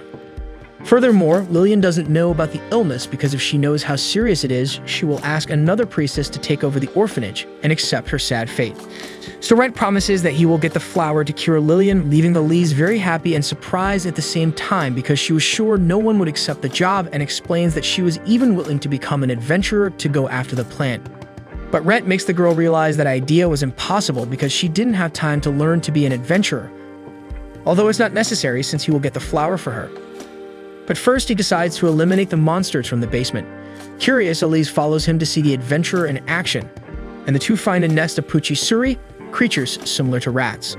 Their leader bites Rentt's arm, and by ingesting the gas blood, ends up becoming a familiar. And so, after cleaning the basement, Rentt returns to Lorraine's house with the black rat on his shoulder and shows her that he can control the animal. The girl remembers that vampires have the power to create and control familiars, realizing that she forgot to do this experiment with Rentt's blood. So he asks her if he can keep the rat, and Lorraine says that such a small animal won't change anything, but in return, he will have to give small samples of his blood and fur for her to do some tests, as well as an ecological study. Later, Lorraine approaches her finger to the rat, asking what he should eat, and the little one attacks her finger, making her realize that the animal feeds on blood, just like Rentt. Then Lorraine asks what the rat's name will be, and Rentt says he thought of Blackie because of its color. But the girl finds the name unoriginal and names him Adel, which means noble in the ancient language. The rat really likes his name, and Rentt explains that although he doesn't know how to speak his language, he knows what he's thinking, feeling a little jealous when he sees how his familiars seem to like Lorraine more than him. Rentt stays awake all night since as an undead, he practically doesn't need to sleep, which made him initially consider not leaving the labyrinth, but he realized that people would be suspicious of an adventurer who never needs to rest. Rentt gets bored for not having anything to do during this time until Lorraine enters his room and tells him she made soup for breakfast. Rentt is surprised after all, despite knowing her, the girl never cooked. She explains that she did it so he could leave early with a full stomach since he was going to the Tarask Marsh, a dangerous place. Rentt asks how she knows where he's going, and Lorraine explains that it's the only marsh nearby where he can find the dragon's blood flower. Then she asks if Rentt plans to go there alone, showing concern for her friend. Lorraine says that adventurers of his class need a group to go to this marsh, but he explains that going alone means he doesn't have to worry about the place of poison, and that he doesn't intend to fight the Tarasks because he bought holy water at a roadside stall. Still, Lorraine remains worried because the holy water, despite repelling the Tarasks, isn't guaranteed to work. Later, Rentt decides to eat the food before it gets cold, and upon tasting it, is surprised by the flavor and comments that it's been a long time since he enjoyed a normal meal so much. Lorraine explains that she put a drop of her blood in the dish, which explains why he and Edel liked it so much. After eating, Rentt sets off the Tarask Marsh in a cart that takes him as close as possible to the location, and its owner explains that he'll return at night to pick him up. And so Rentt continues on foot with his familiar on his shoulder, who doesn't seem to mind the marsh's poison, although he can purify the animal with his divine energy if necessary. After a while, Rentt arrives at the Tarask Marsh, where there is a bridge to cross because since there are animals and plants found only there, the place is passable in a way that avoids people touching the poisonous water. As soon as he enters the marsh, Rentt is attacked by a group of goblins, and although the monsters found in nature are stronger than those in the labyrinth because they use weapons and fight in groups, he manages to deal with them all easily. After knocking down all the creatures, Rentt complains to Adel for not fighting and realizes that the little one was feeling like the master between them. Then he continues on his way thinking how useful it is to be an undead, for having resistance to poison, and thinks that he could stay that way forever as long as he can get a better appearance. Suddenly, the bridge collapses and Rentt falls into the water. Fortunately, his familiar manages to escape and remains safely on his shoulder. At that moment, a creature approaches the adventurer, and while he fights, Adel takes advantage of the moment to have a small meal. Afterward, Rentt emerges from the water and wonders if all vampire familiars are like his. Meanwhile, Sheila goes to have lunch at Lorraine's house, who gives her the soup she made for Rentt. Just like him, Sheila also likes the dish but gets worried when she finds out there was a bit of blood in the meal. However, Lorraine clarifies that she only put it in his dish, leaving the girl relieved. Then, Sheila mentions that the guild already knows about what happened in Tatsu because they had to help transport the criminals, but the village residents refuse to say which adventurer helped them.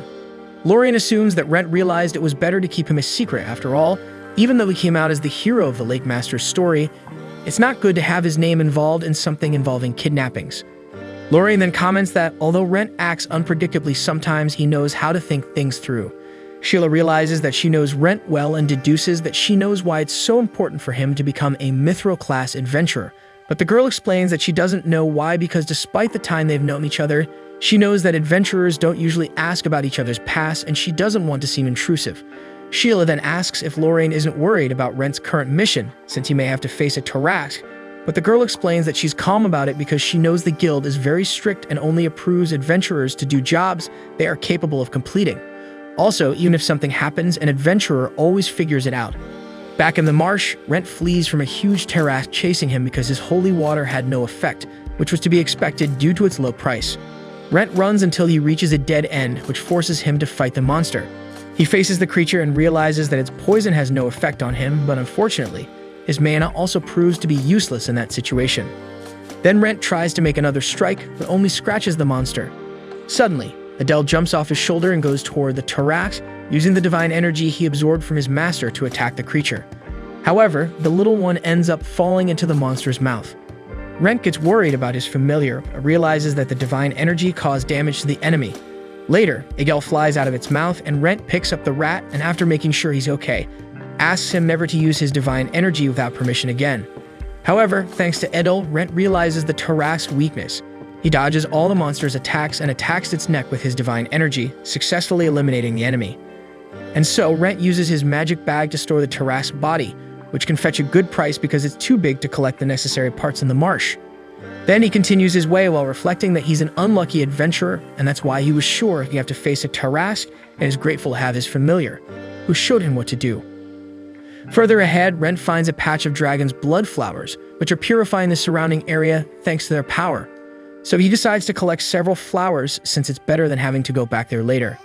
However, at that moment, Rentt senses the presence of another guide, which puts him on alert. Approaching Rentt, the unknown man appears surprised that someone is lurking around, but as the skeleton remains on high alert, the stranger tries to calm him down by saying he's alone. Rentt argues that it's not common for someone normal to walk alone through the Tarask swamp, and the stranger asks if that means Rentt himself is not normal, following this reasoning. He then explains that he has holy water that neutralizes the surrounding poison, along with a very precise map of the area. Like Rentt, he is also in search of dragon's blood flowers, so he would like to know if it's possible to harvest some. Obviously, the ghoul does not object, but begins to realize that neither of them is actually a normal being. As the stranger only picks one flower, Rentt asks the reason for this, and he explains that his mistress only asked for the flower itself because they can be preserved for a long time when turned into medicine, but they don't last long when just flowers. And since his mistress is sick, in a way, he wants to be by her side and do what he can to help. Even though he didn't find much, Rentt wishes the stranger's mistress a speedy recovery, and he sincerely thanks him, mentioning that their encounter turned out to be of great value to his mistress since they need an adventurer who can collect dragon's blood flowers frequently. Rentt Vivi introduces himself as a bronze-class adventurer, which might affect the man's perception of him, considering it's not a very prestigious level. However, he always seemed confident in Rentt's abilities, so if the adventurer accepts the payment conditions, the job is his. Before leaving, the stranger introduces himself as Isaac Hart, and as the adventurer accepts the proposal, he states that he will introduce his mistress once everything is settled. Afterward, Rentt returns to Malt, and the carter is surprised that someone has returned unharmed from that swamp, which is not very common. In response, Rentt teases the man, saying that his mask serves to hide his real identity, and that he is actually a mithril-class adventurer. Hearing this, the transporter laughs and says he will even give a little discount next time for the hero. Soon he reaches Sheila and returns the magic bag, asking her to dissect the monster inside. Sheila is surprised that he defeated a monster and ends up commenting on it loudly, so Rentt reminds her to keep it down not to attract attention, and they proceed to dissect the creature. Rentt learned the basics from a hunter when he was in the village, but prefers to pay a specialist to do the job he doesn't know since monsters offer various materials when defeated. Therefore, along with Sheila, they hand over the Tarask to Dario, and the expert begins an eccentric process to dissect the Tarask, throwing the material into a room full of green crystals and poison, which conjure the giant creature in the middle of the room. Dario assesses the good condition of the monster since it's rare to see this species without damage to the shell. Due to its size and the exhaled poison, this beast is usually hunted from a distance, so it's often constantly injured even if not actually killed. Later, Dario asks if Rentt finished off the Tarask with a single blow given the creature's impeccable condition, and the skeleton tries to play humble and downplay this fact, saying he didn't have time to apply more blows. Finally, he asks if this Tarask is worth some money and if Dario can take care of it for a while, and the specialist confirms the quality of the product and promises that the adventurer will be well rewarded. Before returning to the orphanage, Rentt thanks Sheila for her company, and the girl opens the ghoul's eyes to the fact that he has proven to be much stronger than before and could easily advance to the next level, this time trying to enter the silver category, considering he defeated a huge Tarask effortlessly. Reflecting on this alone, Rentt does feel stronger, but something inside him makes him feel strange when he thinks about it. For example, that stranger in the swamp, Isaac Hart, doesn't seem like an adventurer, but he appears to have the power of someone in the silver or even gold class, unlike Rentt, who only uses his undead condition to gain an advantage. Therefore, his strength comes from the fact that he has become a monster, and it's as if this power doesn't really belong to him. Still, even though he wants to return to being human, Rentt Faina fears that he will go back to being exactly as he was before, a frustrated adventurer with little potential. After all, it has been 10 frustrating and fruitless years struggling daily to reach the end of all this time and realizing that he never even moved forward. Considering this, perhaps it's not possible to reach the mithril class without his undead form. The next day, he arrives at the orphanage's door, but ends up breaking the knocker with his hand once again. While fixing the accessory again with his slime fluid, he comments that it's perfect, and at that moment, Elise arrives and asks what's so perfect. Surprised, Rentt turns around and replies that he was talking about the mission, and the girl is impressed with the adventurer's speed in performing such a complicated task. Inside the orphanage, everyone admires the beauty of the dragon's blood flower, impressed with its flawless state. Rentt asks why this wouldn't be more common, considering that the hunters responsible for bringing these flowers must be at very high levels and able to handle the plants with care. However, a guide points out that the swamp doesn't give adventurers much chance to harvest the flowers with the necessary care because the Tarrasque attacks are frequent. Next to the undead, a healer introduces himself as Umberto and praises the adventurer's strength for bringing the flower intact. Then the other guy introduces himself as Norman, the herbalist, who is happy to be able to make a medicine for malaccumulate with such a quality ingredient. Moreover, he would like to use the rest of the medication if there is any left because other people may need it, and the girl doesn't oppose this noble cause. Seeing that, Rentt doesn't hide and offers other flowers he had with him, as long as the herbalist makes good use of them. Everyone is amazed that he has these relics for free, as they would be worth a fortune, but Rentt insists on being able to help. In return, Umberto offers help for whatever the adventurer needs. Later, while Edel spends time in the basement with his former companions, Elise formalizes that Rentt's job has been completed and says she has no words to express her gratitude. After all, if he hadn't appeared, she would have had to become an adventurer to search for the flower alone, which probably wouldn't have worked out. However, the girl shares that she's even more excited now to become an adventurer, wanting to help people just like Rentt. Following this, Elise thanks him again and mentions her desire to contribute in some way, but she imagines there's nothing a girl like her can do. Nevertheless, Rentt says that there are times when he also needs help, and when that day comes, he'll seek her out, leaving the girl overjoyed. At this moment, Edel appears and says something to Rentt.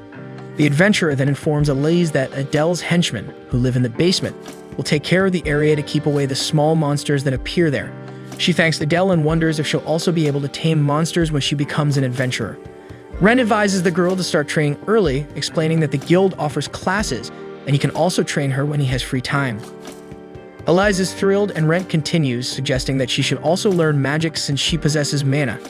However, this reminds the girl that she doesn't have money, and the classes are usually expensive.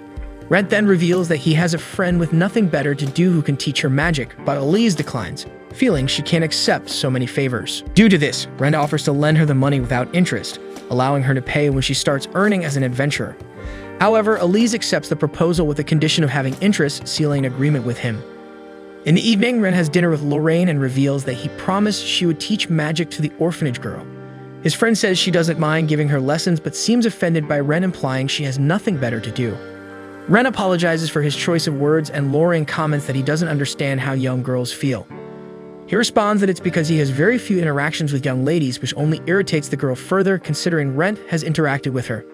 Lorraine thinks it might be a good idea to test the extremely powerful spell she recently developed and experiment on the resistance of Rentt's undead body, who quickly realizes the foolishness he's gotten into. He tells Lorraine that she's a beautiful young lady and starts describing her beauty, even comparing it to the fairies created by the goddess of beauty, making the girl wonder where he learned to speak like that.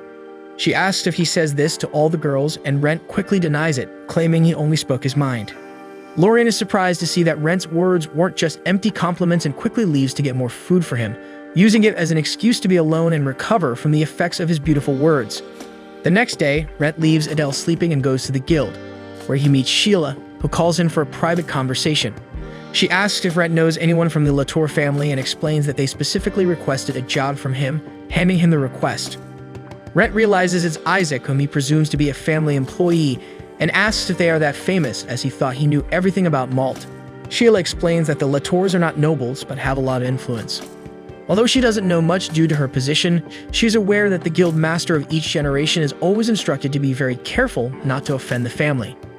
She then explains that due to the importance of the Latours, Rentt cannot refuse their request. However, he states that he has no intention of refusing, which worries Sheila. Rentt understands that the reason is that if they find out he is a monster, they will kill him. However, he explains to Sheila that when he met Isaac, he didn't seem to care about his appearance, so if it were a problem, he wouldn't have given him the job. Sheila is relieved to hear this but asks Rentt to inform her if there are any issues. Meanwhile, at the orphanage, Umberto and Norman inform the director, Lillian, that her illness is malakunula. The priestess says she will ask the church to send a replacement for the orphanage, but they say it won't be necessary and hand her the medicine made from the dragon's blood flower. Lillian is surprised and says she can't accept something so expensive, but Elise reassures her, telling her not to worry about money and urging her to get well soon. Lillian then asks if Umberto obtained the flower, but he explains that despite being an adventurer, he could never get something like that. Norman explains that an adventurer accepted Elise's job for only a bronze coin. Back to Rentt, he goes to the Latour family mansion, and at the entrance, he meets the guard who allows him to see Isaac. Rentt comments about seeing a maze on the way and asks if it's necessary to go through it, even though he came for work. The guard confirms and asks him to be careful. Understanding that he has no choice, Rentt asks if he needs a map, but the man explains that it wouldn't make sense because the labyrinth's path changes. It was made with one of the special magical items from the Latour collection. Rentt finds it incredible that the family has something like that but isn't happy about wasting time on their hobby. However, the adventurer changes his mind when he learns there's a reward. The guard explains that they grant a magical item from the collection to whoever manages to traverse the labyrinth, which is only open on a whim of the family head. Rentt thanks the guard for all the information and asks if he has any advice, thinking the man has already crossed the labyrinth. However, the guard just says the sun won't help, leaving Rentt a bit confused. Nonetheless, he thanks for the advice and heads to the labyrinth, determined to complete the challenge to get the magical item, something that isn't usually cheap and will undoubtedly be useful for him to become a mithril-class adventurer. And so, after Rentt explores the labyrinth a bit, he checks his magical map but realizes that the item doesn't consider that location a labyrinth. However, Rentt thinks it won't be a problem since he has a good sense of direction. However, sometime later, the adventurer realizes he's lost in the middle of the labyrinth. Time keeps passing and still no sign of finding a way out. Even though Rentt has a good sense of direction, it doesn't necessarily help in a magical labyrinth that constantly changes shape. So he finds himself wandering around the place, remembering the conversation with the guard who had mentioned that the sun shouldn't be relied upon as a guide in this maze. Yet even without the sun, a mental map should be enough to escape. But it seems not to be the case because the undead feels like he's going nowhere. Until, a little ahead, Rentt spots a small building with a beautiful garden around it, and a girl sitting there acts as if being there in the middle of it all is the most normal thing in the world. She asks if the man intends to give up, but he replies that he will keep trying. So she points him in the right direction, but since it's quite far, the girl suggests he have some tea with her before setting off. Rentt accepts the invitation gladly, and as he sits and notices the girl's fancy clothes, he assumes she must be from the Latour family, thinking that perhaps the teapot and kettle are magical items too. Speaking of which, he questions why she didn't put the tea leaves to brew, and she explains that the kettle can recreate any tea that has ever been made in it. According to the girl, there are two types of magical items, those found in mazes and those created by craftsmen who imitate those found in mazes. In the case of this kettle, it was found in a maze about 200 years ago, and at the time it was found, it was worth 300 platinum coins. Rentt is stunned by the surreal value of this item because anyone could live in luxury with just one of those coins, leading him to believe that this family is richer than any noble family. The young girl emphasizes that many adventurers have lost their lives trying to find items of such value, while Rentt thinks that, in addition to that, many give their lives and find nothing but junk and useless trinkets. Then he tastes the tea, and when his mask opens at the bottom, revealing his skeletal face, the girl notices immediately but pretends nothing happened. She is happy for the compliment she receives for the drink and reveals that she recreated one of her favorite teas for this occasion. Then she asks if the mask the man wears is magical. Rentt confirms it is and mentions that an acquaintance bought it at a stall in Malt, while privately recalling it only cost 3 bronze coins, unlike this humble tea maker on the table. The girl is impressed that something like that was found in Malt and intends to pay the appropriate price to have that item for herself. However, Rentt is certainly not foolish enough to consider selling it after she mentioned the price of a simple kettle, but he knows that this mask is what protects his identity, often keeping him alive, and he can't even take it off on top of that. So he declines the offer and gets up to continue his journey. Before he leaves, the mysterious girl advises Rentt not to look at the sun, and the adventurer is puzzled by the insistence on this topic. As he walks, he wonders why there's so much fuss about this dwarf star until at one point it disappears as he looks in its direction.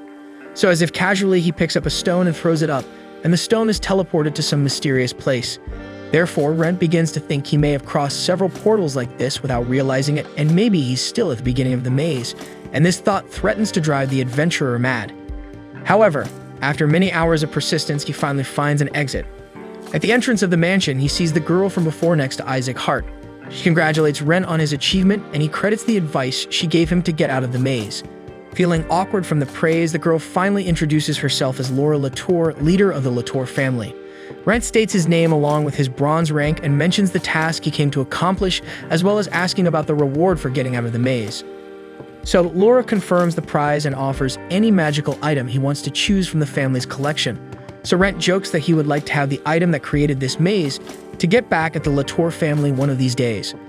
Laura laughs and replies that the guy is indeed a curious fellow, but unfortunately, she can't get rid of that artifact. Soon, Isaac opens the door to a massive staircase leading downwards, while Laura explains that magical items made by human hands are more stable, but they are still only capable of making simple items, like these lights that turn on by themselves.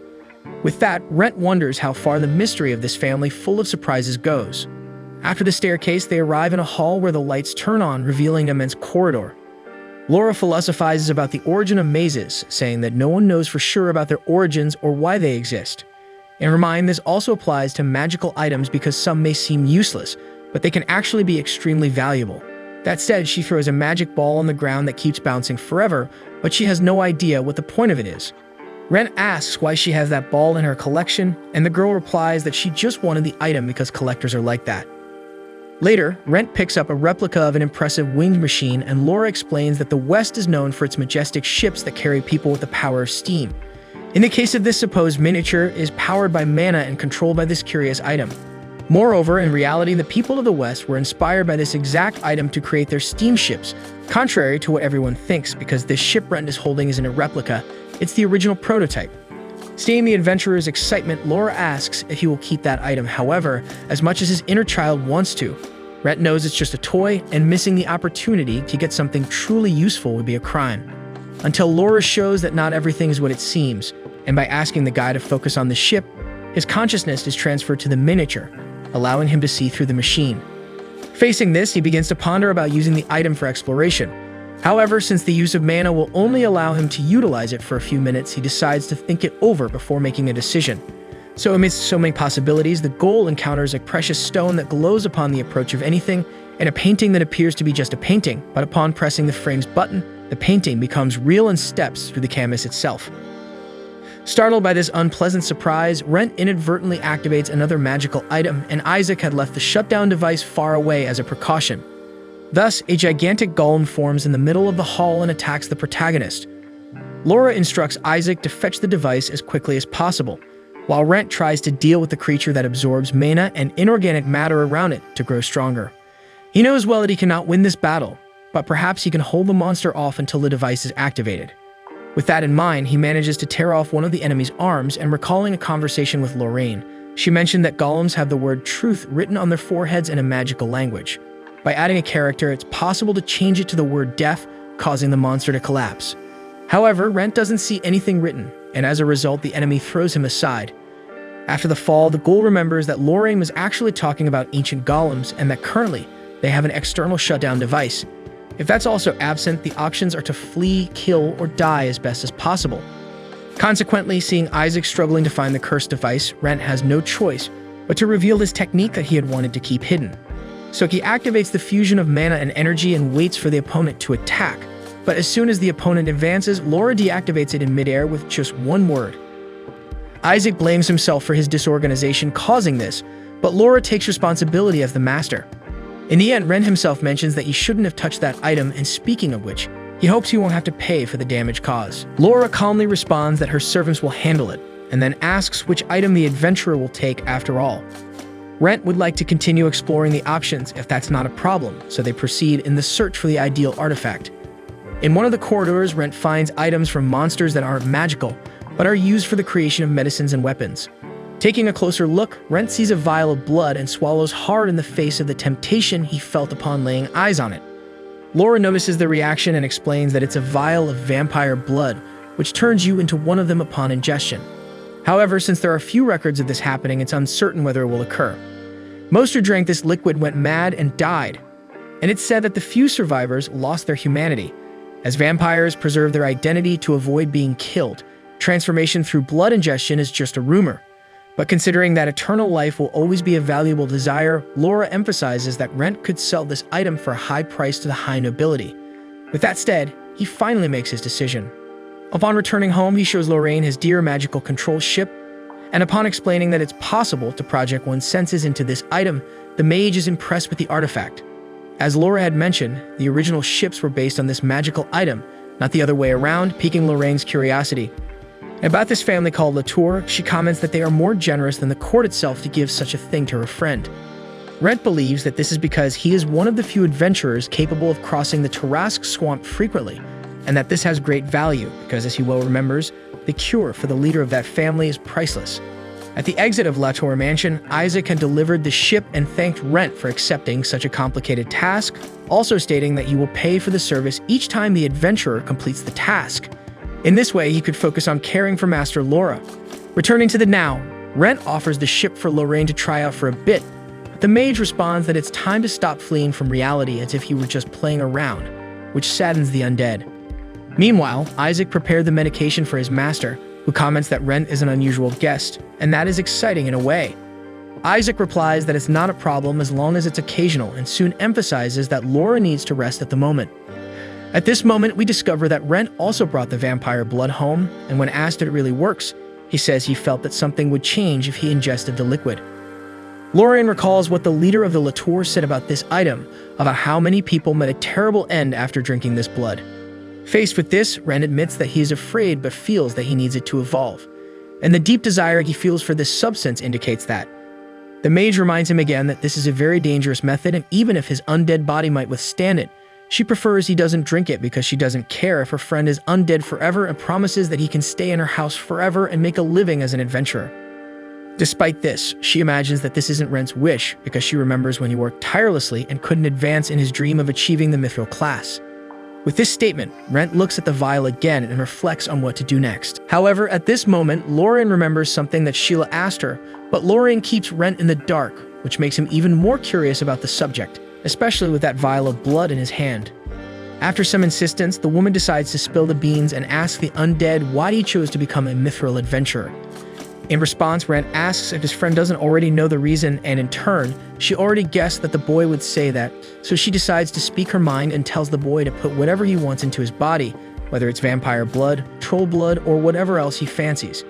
Rentt disapproves of this behavior from the girl, but she goes further, reminding him that the ultimate rule in this business is never to ask about an adventurer's identity or past, as Rentt himself had taught her long ago. For this reason, Lorraine never delved deeper into these matters, respecting the code her friend followed.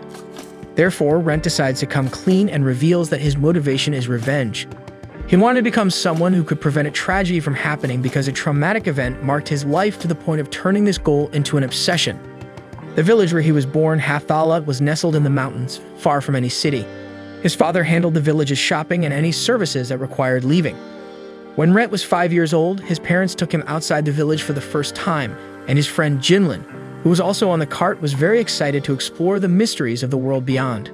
On the other hand, Rentt felt afraid that they might be surprised by bandits or other dangers outside, so Jinlin whispered to the boy's parents, in a tone too low for them to hear, that if he continued to be such a coward, he would never become an adventurer.